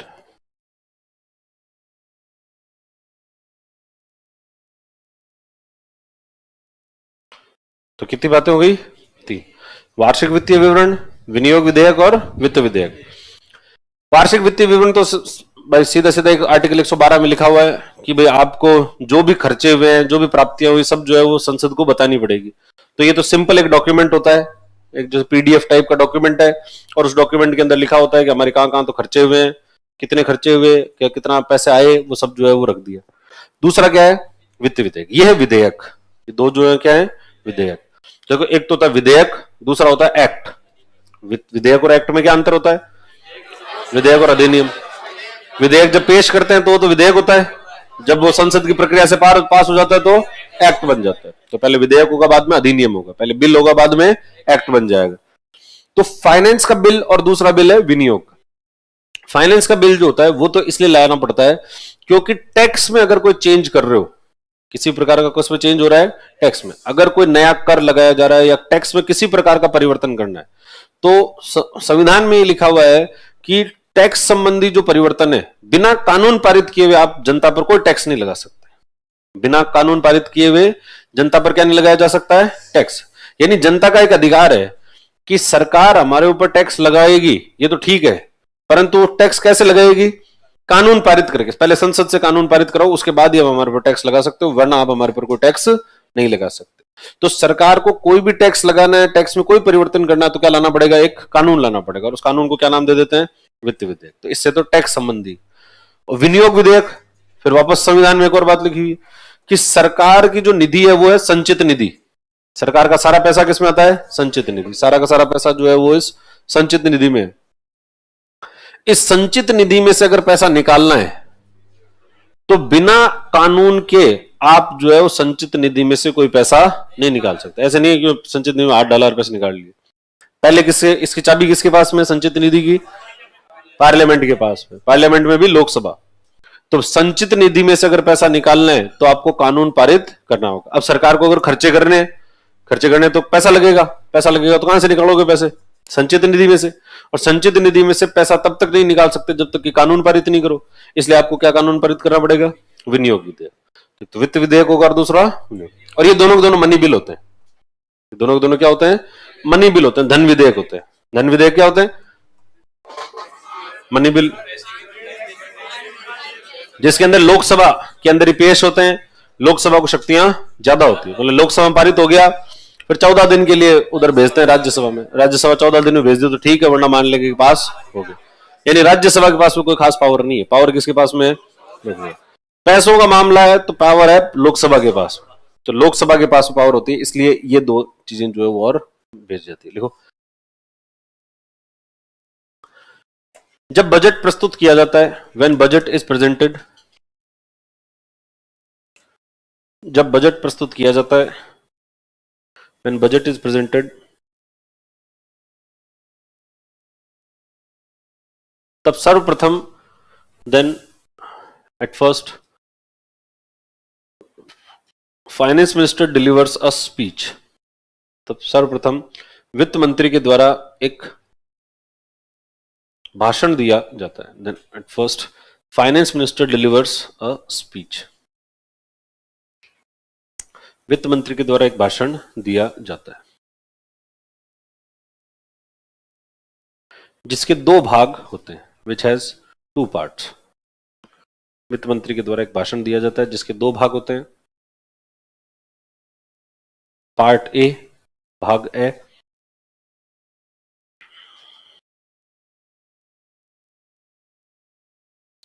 इस भाग ए में क्या होगा? अर्थव्यवस्था से जुड़ी सामान्य घोषणाएं। भाग ए के सामने लिखो, अर्थव्यवस्था से जुड़ी सामान्य घोषणाएं, general announcements related to economy. अर्थव्यवस्था से जुड़ी सामान्य घोषणाएं, general announcements related to economy. अर्थव्यवस्था से जुड़ी सामान्य घोषणाएं।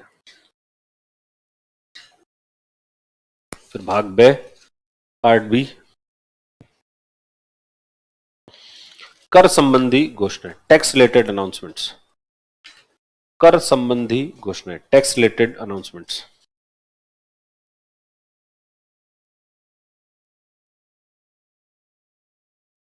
ठीक है, ये तो हुआ भाषण। भाषण होने के बाद में जो संसद के पटल पर कितने डॉक्यूमेंट रखे जाएंगे? 3।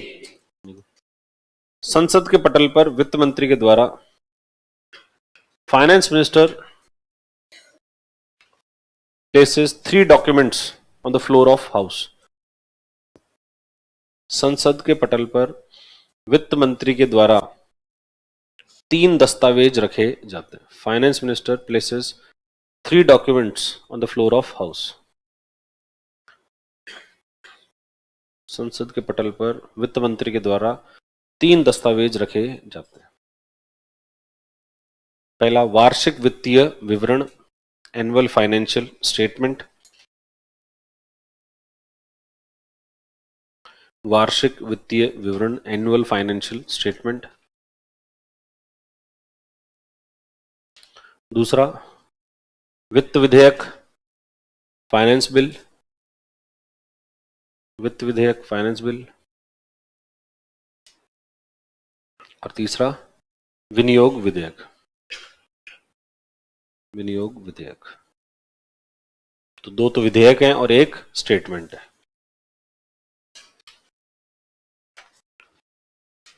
अब जो ये वार्षिक वित्तीय विवरण होता है, जो एनुअल फाइनेंशियल स्टेटमेंट, इसके अंदर भाई इसमें क्या लिखेंगे?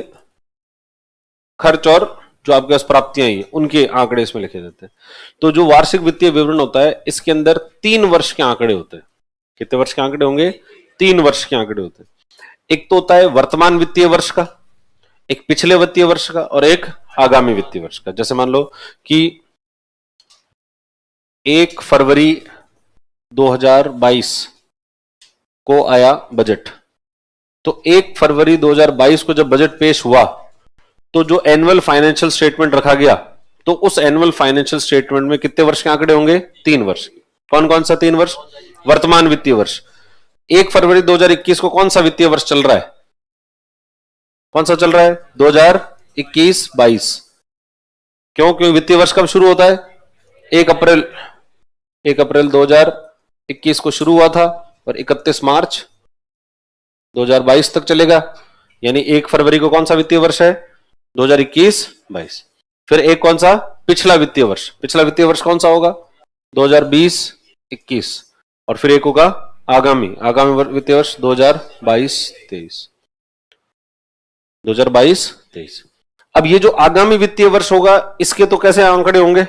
अनुमानित। इसका तो अनुमान लगा सकते हो। अभी तक तो पता नहीं है कि भाई अब 1 फरवरी को आपको पता भी नहीं है कि 1 अप्रैल को क्या होने वाला है, या 1 अप्रैल को जो किस प्रकार से चीजें लगने वाली है। पर जो जनरल हमेशा चल रहा है उसी के हिसाब से अनुमान लगा लोगे। तो इसलिए आगे आने वाले वित्तीय वर्ष के तो कैसे आंकड़े होंगे? अनुमानित आंकड़े होंगे। पिछला जो वित्तीय वर्ष बीत चुका है वो पूर्ण रूप से क्योंकि बीत गया है, तो उसके सारे आंकड़े आपके पास आ जाते हैं। तो उसके आंकड़े कैसे होते हैं? वास्तविक। और इसके जो होते हैं 2021-22 वर्तमान का जो वित्तीय वर्ष है, इसका पहले लगाया गया था अनुमान। कब लगाया गया था अनुमान? 1 फरवरी 2021। 1 फरवरी 2021 को जब बजट पेश हुआ था तब इसका क्या लगाया गया था? एक अनुमान लगाया गया था। पहले का अनुमान लगाया गया था। अब आप 1 फरवरी 2022 पर आ गए हो, यानी उस अनुमान में कितना सच रहा और कितना झूठ रहा, वो अनुमान अपना कितना सही था, इसलिए उस अनुमान को क्या करना पड़ेगा? संशोधित।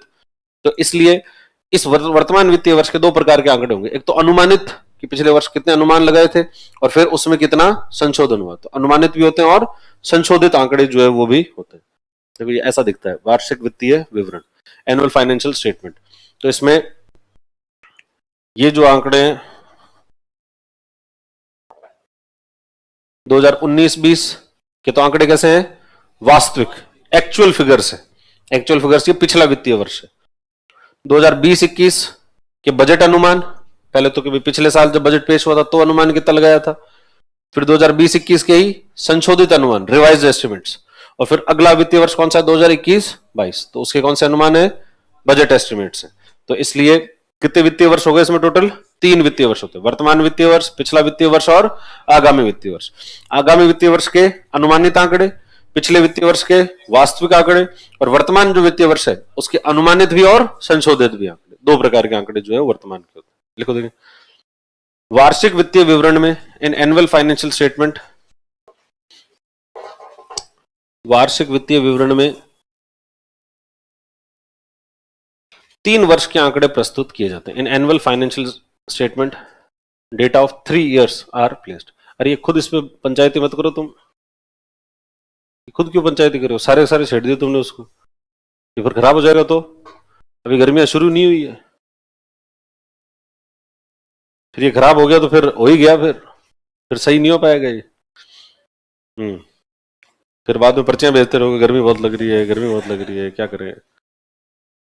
वार्षिक वित्तीय विवरण में 3 वर्ष के आंकड़े प्रस्तुत किए जाते। In annual financial statement data of 3 years are placed. वार्षिक वित्तीय विवरण में 3 वर्ष के आंकड़े प्रस्तुत किए जाते हैं। In annual finance statement data of 3 years are placed. देखो ये जो पूरी संपत्ति है तुम्हारी खुद की है, हाँ, तो इसको उसी तरीके से यूज करो। ये खराब हुई तो भी तुम्हारी है, ये सही चली तो भी तुम्हारी है। इसलिए इसको जो ऐसा मत सोचो कि ये कोई दूसरा है, ये किसी दूसरे जगह की है। ये देश तुम्हारा है, ये जगह भी तुम्हारी है। तो इसको तुम अगर नुकसान पहुंचाओगे तो ये नुकसान किसका है? किसी और का नुकसान थोड़ी है, तुम्हारा खुद का ही नुकसान है। फिर ये काम नहीं करेगा तो नहीं करेगा भाई, जितने दिन क्लास चलती रहेगी उतने दिन तो होगा नहीं भाई। इसका फिर रिपेयरमेंट जो है वो संडे को हो सकता है, संडे के अलावा और कोई टाइमिंग जो होता नहीं, सुबह 7 बजे से लेकर शाम को 7 बजे तक यहाँ क्लास चलती रहती है। तो इस वजह से अगर एक बार खराब हुआ, उसमें अगर कोई दूसरी चीजें लाके लगानी पड़ी तो फिर ये खराब हुआ तो मतलब फिर हो ही गया। तो इसलिए इन चीजों को, जो भी चीजों को यूज करते हो, उसको ये समझ के यूज करो कि ये अपनी है, किसी और की नहीं है। नहीं, ये सेंस होना चाहिए। देखो जापान के अंदर जो एजुकेशन सिस्टम है ना, जापानीज एजुकेशन सिस्टम, उसका एक बहुत अच्छा है उसके अंदर कि उसके अंदर जो स्कूल होती है ना, स्कूल, स्कूल के अंदर सारे काम स्टूडेंट्स को खुद को ही करने होते हैं। स्टूडेंट के ग्रुप बन जाते हैं और जितने काम हैं उसमें बाथरूम साफ करने से लेकर, गार्डन संभालने से लेकर, पार्किंग संभालना, सारे काम करने हैं, वो स्टूडेंट के अलग अलग ग्रुप्स होते हैं और हर ग्रुप की बारी आती रहती है। तो हर ग्रुप जो है उसकी बारी आती रहेगी, बारी आती रहेगी, तो क्या होगा, वो कभी तो जो है वो आपकी ड्यूटी लगी हुई है गार्डन में, तो गार्डन संभालने की ड्यूटी आपकी है कि ये गार्डन जो है साफ रहना चाहिए, इसको एकदम साफ करना है अपन को। फिर कभी आपकी आ गई बाथरूम में तो आपको बाथरूम साफ करना है, कभी आपकी ड्यूटी आ गई पार्किंग में तो आपको पार्किंग संभाल ली है। तो व्यक्ति क्या है, हर जगह काम करता रहता है और उसकी ड्यूटी आती रहती है, तो उसको ये बिलोंगिंग हो जाती है कि अरे यार ये स्कूल अपनी है और इसको साफ करने की जिम्मेदारी हमारी है, इसको मेंटेन करने की जिम्मेदारी हमारी है। तो वो लोगों का जो मूल्य है, उसका जो वैल्यू है, वो वैल्यू डेवलप हो जाता है कि भाई उससे उसका व्यक्ति का लिंक होने लग जाता है। और फिर वो धीरे धीरे उस पूरी स्कूल को खुद ही समझ, जैसे अगर वो कहीं पर अगर थूक भी रहा है, अगर किसी प्रकार का उसको नुकसान पहुंचाए, तो सोचेगा अरे यार मुझे साफ करने हैं, इसको क्यों नुकसान पहुंचाऊं मैं फालतू। अगर वो कहीं गार्डन में, यार गार्डन में ये उसको खराब करने लग जाए गार्डन को, तो वो फिर खुद समझा रहे यार अपना ही है, अपन को सब आदमी साफ करना पड़ेगा। तो ऐसा करके व्यक्ति ऐसा नहीं करता, नहीं करता। धीरे धीरे पहले तो वो स्कूल को अपना समझने लगता है, फिर स्कूल से फिर वो अपनी सिटी को अपना समझने लगता है कि ये सिटी भी अपनी है, फिर वो पूरे देश को समझने लगता है कि ये देश अपना ही। और इसी वजह से जापान वरना है क्या, देश ना देश का नाम, 4-5 आइलैंड हैं बड़े बड़े, और उसके बाद तो छोटे छोटे आइलैंड्स हैं। और उस देश ने पूरी दुनिया को अंदर जो है तहलका मचा दिया। इतने से छोटे से देश ने पूरी दुनिया में तहलका मचा दिया। अपने आप में केस स्टडी है ये कि भाई कैसे कैसे हो सकता है, इतने कम संख्या, जनसंख्या तो है ही क्या उनके, हम बैठे हैं 140 करोड़ 50 करोड़ होने वाले हैं।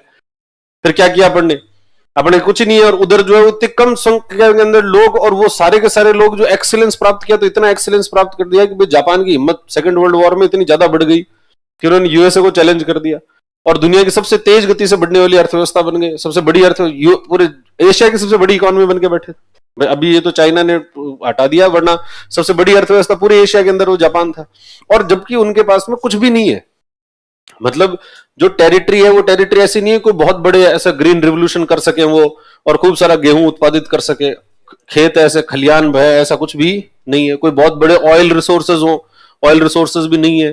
कोई प्राकृतिक रूप से वैसे कोई कोई आपदा नहीं आती, ऐसा भी नहीं है। हर कुछ घंटों में तो आ जाता है भूकंप, चलते चलते कब जो है वो धरती हिलने लगेगी पता नहीं लगेगा। वो देश पूरी दुनिया के ऊपर कैसे इतना स्ट्रांग हो सकता है, कितने आगे कैसे पहुंच सकता है, तो उसका बड़ा कारण है कि उस देश के लोगों के, वो कैसे पहुंचता है, ये देश के लोगों की वजह से। लोगों की वैल्यूज कैसी है, उनकी लोगों की अगर वैल्यूज एक्सीलेंस की है तो वो एक्सीलेंस को प्राप्त करेंगे, और लोगों की वैल्यूज ऐसी नहीं है कि फ्रंट बेंच में बैठ कर बातें करे, तो देश का हो गया बंटाधार।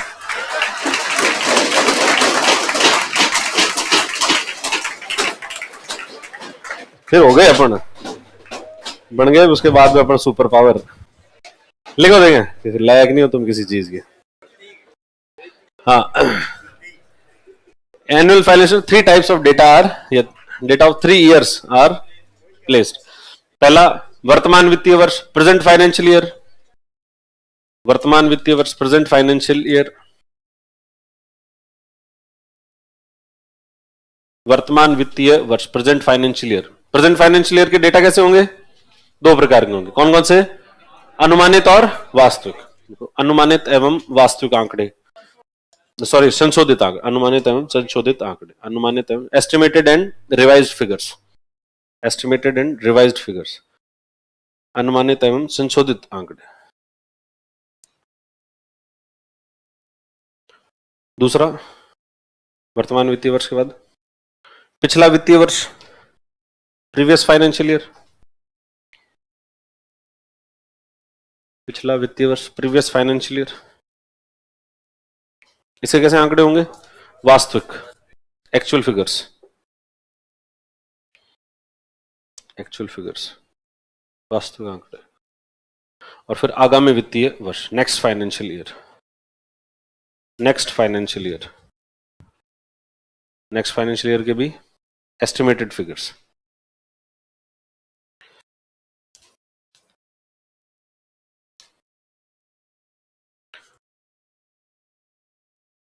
नेक्स्ट फाइनेंशियल ईयर, आगामी वित्तीय वर्ष। ठीक है, तो इस तरीके से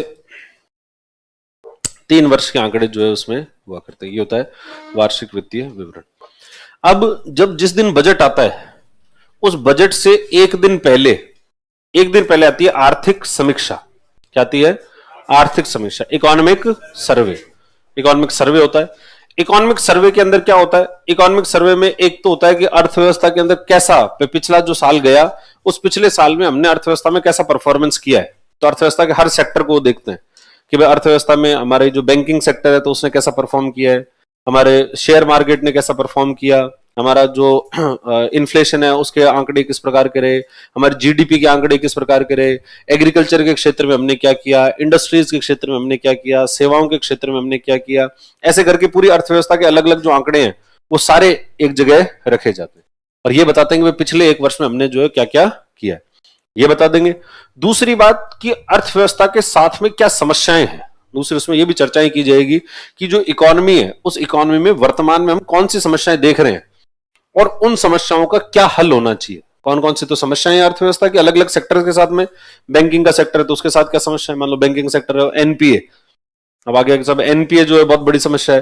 तो एनपीए की समस्या क्या है, कितनी बड़ी है, क्या उसके कारण है, कैसे उसको सॉल्व किया जाना चाहिए, सॉल्व करने के लिए हमें क्या क्या अब तक हमने क्या क्या प्रयास किए, क्या कर चुके हैं, आगे हमें क्या करने चाहिए, ये सब सलाह, ये सब बातें जो है किसमें आएगी?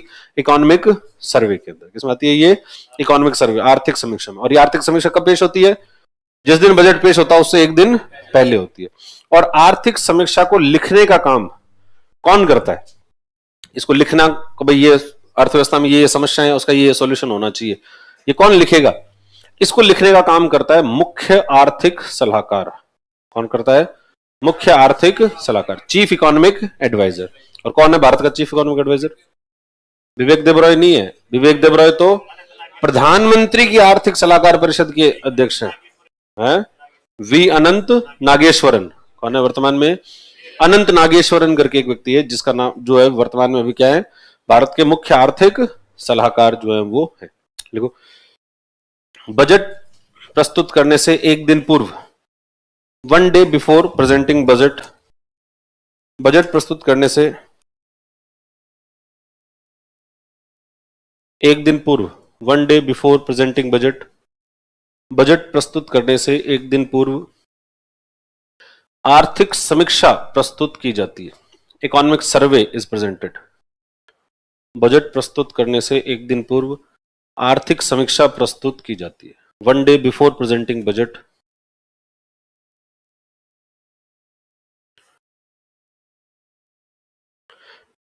बजट प्रस्तुत करने से एक दिन पूर्व आर्थिक समीक्षा प्रस्तुत की जाती है जिसमें अर्थव्यवस्था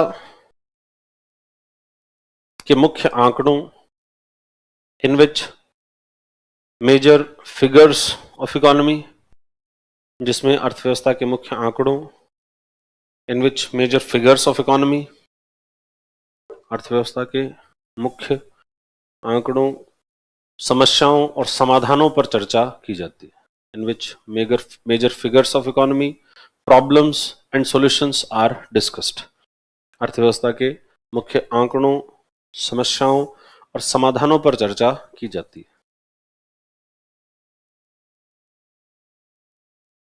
समस्याओं पर चर्चा की जाती है। और कौन लिखता है इसको? मुख्य आर्थिक सलाहकार। देखो, आर्थिक समीक्षा, economic survey is written, is prepared by chief economic adviser.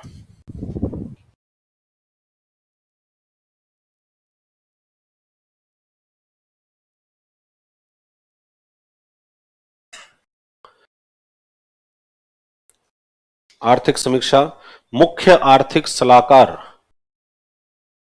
के द्वारा तैयार की जाती है। इकोनॉमिक सर्वे इज रिटन या prepared by chief economic adviser. और कौन है chief economic adviser? V Anantha Nageswaran.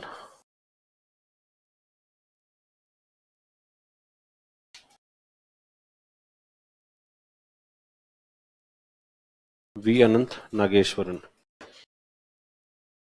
वर्तमान चीफ इकोनॉमिक एडवाइजर है, वी अनंत नागेश्वरन।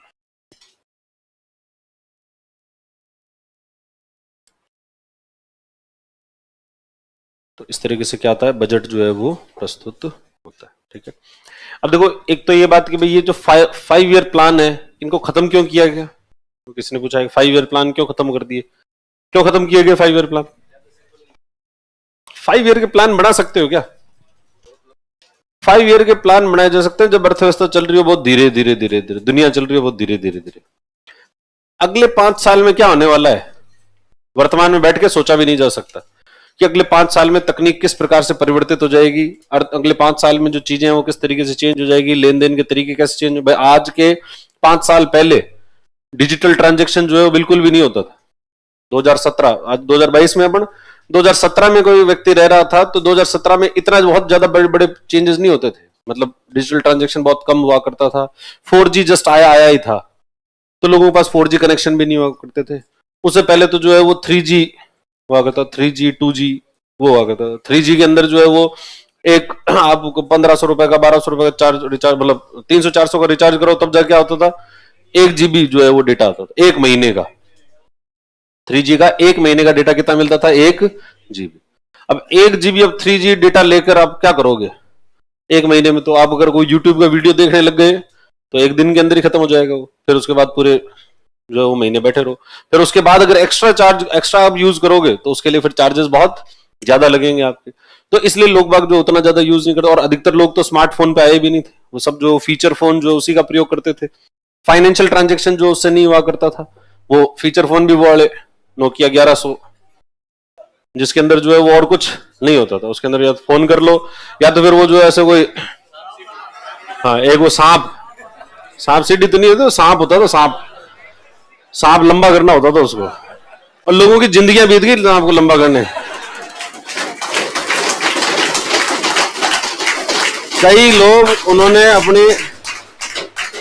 कई लोग ऐसे हैं जिन्होंने अपने जीवन के 4-4, 5-5 साल उस सांप को लंबे करने में, उनको लगता था कि बस इस सांप को लंबा कर दूं ना मैं, यही है वो ओलंपिक जीत लेंगे, ओलंपिक में गोल्ड मिल जाएगा। कैसे कैसे करके उसको बस एक बार यूं घुमा के ले आएंगे। इतना पेशेंस और इतना कला का खेल था वैसे वो। अरे भुगत भोगी हो क्या? सांप ने डस लिया लगता है। हाँ खैर छोड़ो उसको। तो वो एक जो है वो काल था, वो एक काल चला गया, और उसके बाद में आ गया 4G। और 4G आने के बाद में जो अपॉर्चुनिटीज है वो एकदम से ओपन हो गई। भाई वर्तमान में YouTube है आपके पास में, इतना वीडियो स्ट्रीमिंग होता है, मतलब इतना सारा वीडियो स्ट्रीम होता है जो कि लोग सोच भी नहीं पाते। वरना पहले जो है वो वीडियो स्ट्रीम करना अपने आप में बहुत मुश्किल काम हुआ करता था। और अब नॉलेज आपके पास में, सारी नॉलेज ओपन है। ज्ञान के ऊपर या किसी भी चीज के ऊपर किसी भी व्यक्ति का एकाधिकार नहीं रहा कि भाई ये कहा जाए कि साहब मुझे ही आता है, मैं ही सिखाऊंगा, मैं सिखाऊंगा तो सिखाऊंगा, नहीं सिखाऊंगा। पहले ऐसा होता था कि व्यक्ति के पास में एकाधिकार था, क्योंकि इतना जो है वो ज्ञान के इतने सोर्सेस नहीं थे। वर्तमान में ज्ञान के जो है वो अनंत सोर्सेस है आपके पास सीखने के लिए, कि वो जो है क्यूरियोसिटी होनी चाहिए व्यक्ति के पास में। अगर जिज्ञासा हो तो ऐसी कोई चीज नहीं है जो आप नहीं सीख सकते हो। कोई भी चीज ऐसी नहीं है जो आप आगे से लगे भाई एसी कैसे ठीक करते हैं, चलो ये सीखते हैं, तो आज यूट्यूब के ऊपर जो है वो 10 वीडियो मिल जाएंगे कि अच्छा ऐसे ठीक। पर वो क्यूरियोसिटी से व्यक्ति काम करे तो, पर क्यूरियोसिटी से अच्छे वीडियोस जो बड़े उसकी तरफ कोई ध्यान देता नहीं है। हालांकि ये बात भी है, लोग बाग जो है वो इंस्टाग्राम की रीलें देखने के अंदर समय बिता देते हैं, या फिर वो कच्चा बादाम जो है वो कच्चा बादाम पक्का बादाम करते रहोगे, बाकी जो है वो ज्ञान की बात कोई देखेगा नहीं। MIT जैसा institute, Massachusetts institute of technology, पहले लोग उसका नाम भी नहीं सुन पाते थे, उसके ओपन लेक्चर्स पड़े हुए हैं यूट्यूब के ऊपर, और उनके आप जो अगर व्यूज देखोगे ना, उनके ऊपर व्यूज देखो, किसी पे 2000 व्यूज है, किसी पे 500 व्यूज है, किसी पे 1000 व्यूज है, ऐसे। और फालतू की कोई चीज एक आदमी बना रहा है, वो कच्चा बता आमलेट बना रहा है एक आदमी, और आमलेट भी को अलग तरीके से नहीं बना रहा है, सिंपल जैसे बनाते हैं वैसे बना रहा है, और उसके व्यूज देखो आप 75 मिलियन व्यूज। ये पूरे भारत की जनता पूरे आमलेट देख देख के काम चला रही, क्या बात। मतलब काम की चीज है उसकी तरफ कोई ध्यान नहीं देना, और ऐसे फालतू की चीजें उसके ऊपर जो है, और या फिर उसके जो क्लिक बेट जो वीडियोस होते हैं उसके ऊपर। तो ये पर ज्ञान जो है वो अब क्या बहुत ज्यादा हो चुका है, किसी प्रकार का मीडिएशन जो है वो नहीं रहा। पहले क्या होता, मध्यस्थ होते थे, हर चीज के अंदर मध्यस्थ थे, कि आप अच्छा गाते हो, आपको अच्छा गाना है, गाना आपको अच्छा आता है, तो अब पहले एक मध्यस्थ भी होना चाहिए कि भाई प्लेटफॉर्म किसके हाथ में है, मेरे हाथ में प्लेटफॉर्म है, तो मैं जिसको अलाउ करूंगा वही गा सकेगा, वरना नहीं गा सकेगा। अब वर्तमान में ऐसा नहीं है, बीच में ऐसा कोई मध्यस्थ नहीं है। वर्तमान में जिसको अगर बहुत ही ज्यादा अच्छा गाता है, यूट्यूब के ऊपर बहुत सारे ऐसे लोग जो है वायरल हो गए, जो कोई पेंट कर रहा है, पेंट करते करते गाना गा रहा है, किसी ने वीडियो बना लिया, सारी दुनिया अरे वाह यार क्या गजब है, शानदार गाना गा रहा है, ठीक है। किसी ने बच्चे ने जो है वो स्कूल के अंदर गाना गा दिया और उसको क्या कर दिया, वायरल कर दिया लोगों ने, और उसको जो है आगे बढ़ा दिया। तो आपके टैलेंट की कदर कौन करेगा, डिमांड एंड सप्लाई, कि आपकी जो है डिमांड अगर है तो फिर आपकी जो है वो कद्र हो जाएगी अपने आप कि लोगों को पसंद आ रहा है तो सब कुछ ठीक है, लोगों को पसंद नहीं आ रहा है तो कुछ भी ठीक नहीं है। तो ये परिवर्तन पहले नहीं थे, ये सारे चेंजेस जो है किसकी वजह से हो गए, ये जो समय के साथ में जो टेक्नोलॉजी में चेंज हुआ। आप मैं कहता हूं कि भाई ये टेक्नोलॉजी, और इसके लिए सबसे ज्यादा बड़ा धन्यवाद भारतीयों को देना चाहिए, मुकेश अंबानी को सबसे ज्यादा जो है धन्यवाद किसे देना चाहिए भाई, अंबानी को जो है भारत में भारत रत्न दिया जाना चाहिए। अंबानी को, विजय माल्या को, इनको तो भारत रत्न मिलना चाहिए। और अंबानी को तो खासकर, चलो विजय माल्या को तो मत दो, पर अंबानी को तो दिया। और जब उसको मिलता गया गाड़ियां, ये अंबानी अडानी ये खा गए। और भारतीयों के जो लक्षण ऐसे बेरोजगार रहने के, पिछले इतने सालों में 75 साल हो गए, 75 साल में हमने एक इंडस्ट्रियलिस्ट को भारत रत्न दिया है, मात्र एक, वो भी जेआरडी टाटा को एकमात्र जो है वो भारत रत्न दिया हुआ इंडस्ट्रियलिस्ट को। तो उस देश के अंदर इंडस्ट्रियलिस्ट, किसी व्यक्ति को इंडस्ट्रियलिस्ट बने तो इंस्पिरेशन कहां से मिलेगी। जो व्यक्ति इतना बड़ा रिस्क ले रहा है, हजारों करोड़ रुपए उसने लगा दिए, आप किसी इंडस्ट्रियल व्यक्ति की रिस्क को देखो, उसके अंदर कितनी हिम्मत है कि यार इतने सारे हजारों करोड़ रुपए अपन लगा रहे हैं, ये नहीं चला तो क्या होगा। व्यक्ति छोटा सा काम नहीं कर पाता कि अरे यार ये नहीं चला तो क्या होगा। आरएएस की तैयारी कर रहे हैं कई लोग, जो तैयारी नहीं कर पाते, तुमने फिर हिम्मत ले ली कि अरे यार नहीं हुआ, सिलेक्शन नहीं हुआ तो क्या होगा। तो ऐसी छोटी रिस्क नहीं ले पाता वो व्यक्ति, अपना जो है वो हजारों करोड़ रुपए लगा के बैठा कि नहीं चलेगा तो क्या देखेंगे। और आप बाकियों को, कई सारे ऐसे रिस्क लेने वाले लोगों को देखो, उनकी रिस्क टेकिंग एबिलिटी कितनी ज्यादा है। कोई व्यक्ति बिल्डर है, बिल्डिंग बना रहे हैं, बनाते जा रहे हैं, खूब सारी बिल्डिंग बना दी, और किस उद्देश्य में, क्या एक दिन बिक जाएंगे। कितनी ऑप्टिमिस्टिक सोच है कि एक दिन जो है सारे फ्लैट जो है वो बिकेंगे, सकारात्मक सोच से। वरना व्यक्ति पहले न कर, अरे यार क्या पता बिके कि नहीं बिके, तो क्यों लगाए इसमें पैसे, अपने पैसे अपने घर पे रखो, काहे को फालतू इसमें लगाया जाए। नकारात्मक सोच सोचे तो व्यक्ति कुछ कर ही नहीं पाए। और इतनी सकारात्मक सोच के साथ में, इतनी रिस्क टेकिंग एबिलिटी के साथ में व्यक्ति काम कर रहे हैं, और उसके बाद में भी उसके काम को कोई रिकॉग्नाइज नहीं करे। आए दिन चलता फिरता आदमी, उसने जीवन के अंदर किया खुद ने कुछ ही नहीं है, फटीचर सा आदमी, वो भी जो है वो ट्विटर पे चोर हो तुमने सब चोर लिया। अरे तेरे से क्या चोरेंगे, है क्या तेरे पास, तुझे चोरे। और तुझे तो ये जो है वो इंटरनेट जो यूज कर रहा है वो उसी का दिया हुआ है, वो नहीं देता तो तुम्हें यूज नहीं होता तुमसे।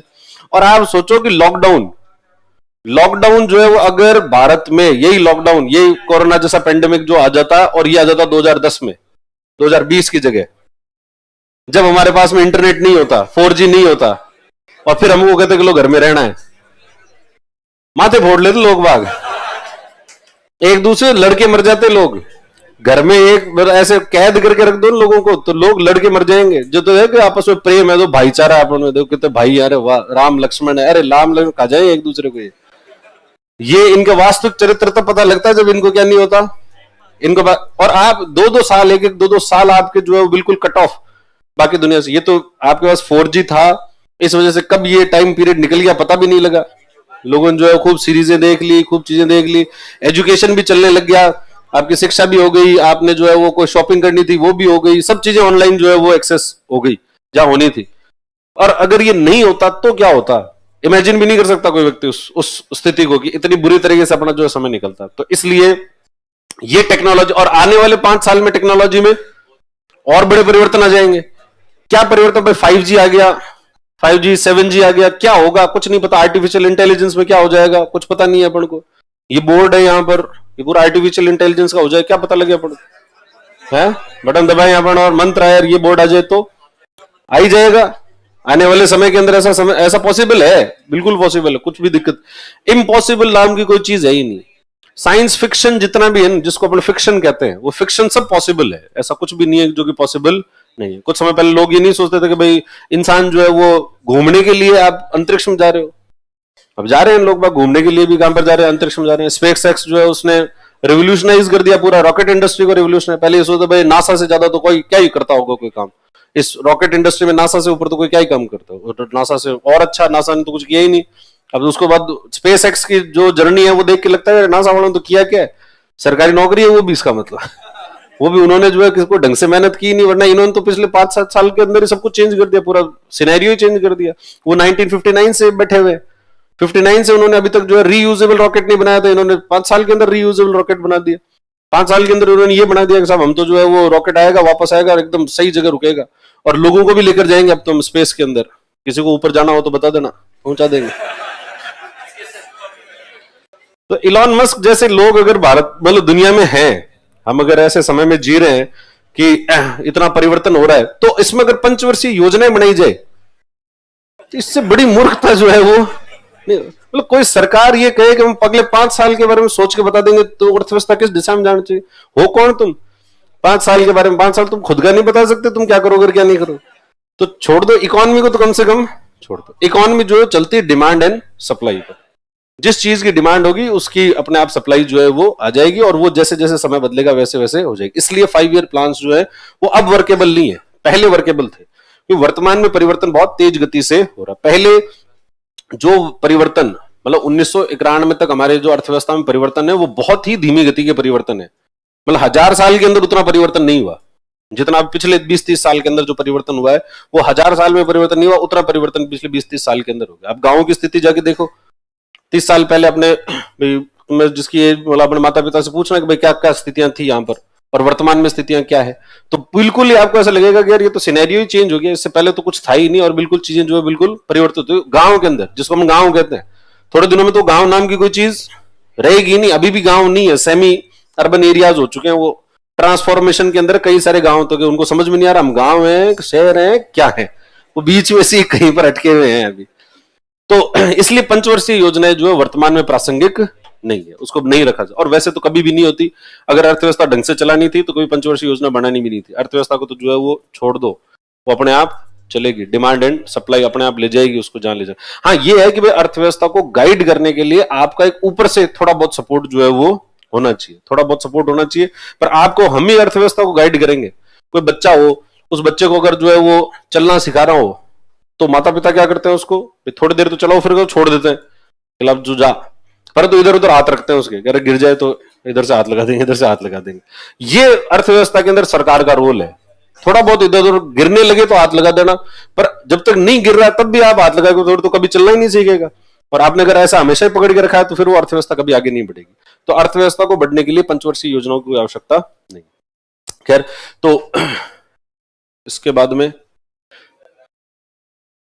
एनुअल फाइनेंशियल स्टेटमेंट ये जो है वो दिखता कैसे। एक और प्रश्न क्या था, चीफ सेक्रेटरी और फाइनेंशियल सेक्रेटरी दोनों सेम होते हैं क्या? चीफ सेक्रेटरी और फाइनेंशियल सेक्रेटरी में बहुत अंतर है, रात दिन का अंतर है। चीफ सेक्रेटरी जो होता है वो होता है राज्य में। चीफ सेक्रेटरी कहां होता है? राज्य की जो प्रशासनिक जितने भी अधिकारी हैं उन सभी प्रशासनिक अधिकारियों का जो सबसे ऊंचा अधिकारी है, सबसे बॉस जो है, उसको कहते हैं चीफ सेक्रेटरी। उसको मुख्य सचिव जो है वो कहते हैं। जैसे वर्तमान में राजस्थान के मुख्य सचिव कौन है? उषा शर्मा, तो वो सीनियर आईएएस। राजस्थान में जो सबसे सीनियर आईएएस, या तो सीनियर आईएएस हो, और सीनियर भी नहीं है तो जो टॉप के 3-4 हैं उनमें से मुख्यमंत्री का जिसके ऊपर सबसे ज्यादा भरोसा है उसको क्या नियुक्त कर दिया जाता है? Chief secretary. तो चीफ सेक्रेटरी कौन नियुक्त करता है? मुख्यमंत्री की जो है इच्छा से उसको नियुक्त किया जाता है। ठीक है। और फाइनेंस सेक्रेटरी कहां होता है? वो तो केंद्र सरकार में होता है। केंद्र सरकार में भी कहां पर? वित्त मंत्रालय में, वित्त मंत्रालय का जो सबसे ऊंचा ऑफिसर है उसको क्या कहते हैं? उसको फाइनेंस सेक्रेटरी जो है वो कहते हैं। तो दोनों बहुत अंतर होते हैं, दोनों आईएएस हैं परंतु दोनों में बहुत अंतर होता है। फिर एक होता है कैबिनेट सेक्रेटरी। वो क्या होता है? भारत के जितने भी आईएएस ऑफिसर्स हैं उन सभी आईएएस ऑफिसर्स में से जो सबसे ऊंचा आईएएस ऑफिसर है उसको नाम क्या देते हैं? उसके पद के नाम क्या है? Cabinet secretary. उसको क्या नाम दे देते हैं? जैसे राजस्थान के अंदर सबसे ऊंचा आईएएस ऑफिसर चीफ सेक्रेटरी, और अगर पूरे भारत में निकालें तो कैबिनेट सेक्रेटरी। उसका नाम क्या आएगा? कैबिनेट सेक्रेटरी जो है वो पूरे कैबिनेट का, कैबिनेट सेक्रेटरीट होता है केंद्र के अंदर जो सेक्रेटरीट होता है सचिवालय, तो सचिवालय को क्या कहते हैं? कैबिनेट सेक्रेटरीट कहते हैं। जैसे राजस्थान में एक सचिवालय, राजस्थान सेक्रेटरीट है ना, यहाँ पे सचिवालय। तो सचिवालय, और वैसे केंद्र सरकार में जो सचिवालय होता है उसको क्या नाम देते हैं? Cabinet secretary. और कैबिनेट सेक्रेटरीट का जो ऑफिसर होता है उसको क्या कहते हैं? उसको कैबिनेट सेक्रेटरी कहते हैं। अब ये एनुअल फाइनेंशियल स्टेटमेंट, देखो इसके दो अकाउंट्स होते हैं। ये इस तरीके से बजट जो होता है, बजट के जितने भी डॉक्यूमेंट होते हैं, वो एक वेबसाइट है इनकी, बजट इंडिया बजट .gov.in, उसके ऊपर सारे बजट के डॉक्यूमेंट्स जो हैं वो मिलते हैं। उसके अंदर हम चाहें तो एनुअल फाइनेंशियल स्टेटमेंट को देख सकते हैं। अब ये एनुअल फाइनेंशियल स्टेटमेंट जो होता है, वार्षिक वित्तीय विवरण, जिसके अंदर हमको खर्च के और प्राप्तियों के आंकड़े लिखने, तो वो ऐसे ही नहीं लिख देती है सरकार कि कोई भी चीज कहीं भी लिख दी। वजह एक तो जैसे मान लो कि तुम तुम्हारे रूम के कोई खर्चे का अकाउंट बनाओ, तो साहब ये इतने की चाय पी गए, इतने का जो है ट्रांसपोर्टेशन, इतने का तेल भरा लिया, ये इतना किराए पे चला गया, इतना जो है यहाँ चला गया, इतने पैसे आए थे, इससे उधार दिए हुए थे, उसने इतने दे दिए, इस व्यक्ति को इतना उधार दे दिया, ये एक पेज पे लिख दिया तुमने। अब ये तुमने तो क्या एक पेज पे सारे खर्चे लिख दिए, उसके अंदर कोई अंतर कुछ किया नहीं।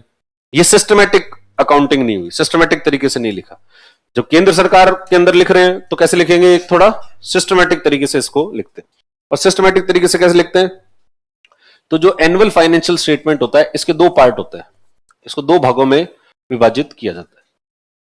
एक तो होता है इसका राजस्व खाता, रेवेन्यू अकाउंट।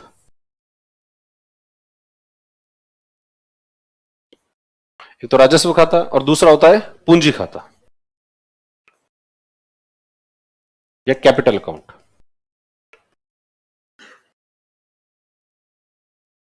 एक तो रेवेन्यू अकाउंट होगा और दूसरा कौन सा होगा? कैपिटल अकाउंट जो है वो हुआ करता। फिर इसमें रेवेन्यू के अंदर कुछ तो होती है रेवेन्यू की receipts,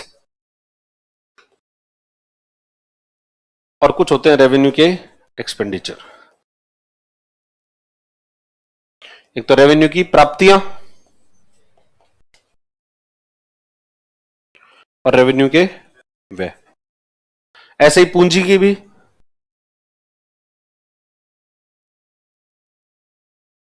receipts and expenditure, receipts and expenditure जो है वो पूंजी साइड में भी होते हैं। बनाओ देखें, एक वो बड़ा बनाना है चार्ट। हाँ, तो ये नया पेज ले लो और इसको क्या कर लो, थोड़े पेज को थोड़ा टेढ़ा कर लो, और टेढ़ा करके इसके ऊपर लिखो एनुअल फाइनेंशियल स्टेटमेंट है। हाँ ऐसे सीधी होती है ना कॉपी, और इस पे लिखो एनुअल फाइनेंशियल स्टेटमेंट और उसको दो भागों में विभाजित करो। देखो ये बहुत इंपॉर्टेंट चार्ट होगा, ये चार्ट अगर याद है तब तो पूरा पूरा फाइनेंशियल सर्विसेज, ये क्या फिस्कल पॉलिसी जो पूरा याद, ये नहीं है तो फिस्कल पॉलिसी नहीं। और कई बार क्वेश्चन इसमें सीधे सीधे पूछे जाते हैं, जैसे इस बार भी जो मेंस का क्वेश्चन था, उस मेंस का एक पूरा क्वेश्चन जो है वो सिर्फ रेवेन्यू अकाउंट के अंदर ही पूछ लिया। तो लिखो इसको एनुअल फाइनेंशियल स्टेटमेंट। अरे यार दो दो प्रकार से बांटो उसको, राजस्व खाता रेवेन्यू अकाउंट, और एक लिखो पूंजी खाता। एनुअल फाइनेंशियल स्टेटमेंट दो पार्ट्स में डिवाइड करो, रेवेन्यू और कैपिटल।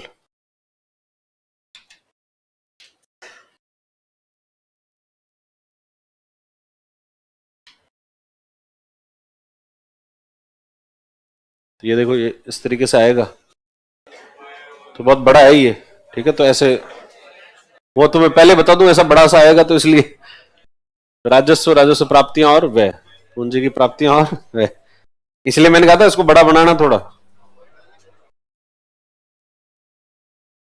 लिखो देखें इसको ये दिख नहीं रहा? हाँ, लिखो उसको। प्राप्तियां और व्यय, अभी तो सिर्फ प्राप्तियां और व्यय लिख लो दोनों तरफ। प्राप्तियां और व्यय, कैपिटल साइड को दो भाग में बांट लो। प्राप्तियां और व्यय, receipts, revenue account and capital account, receipts and expenditure.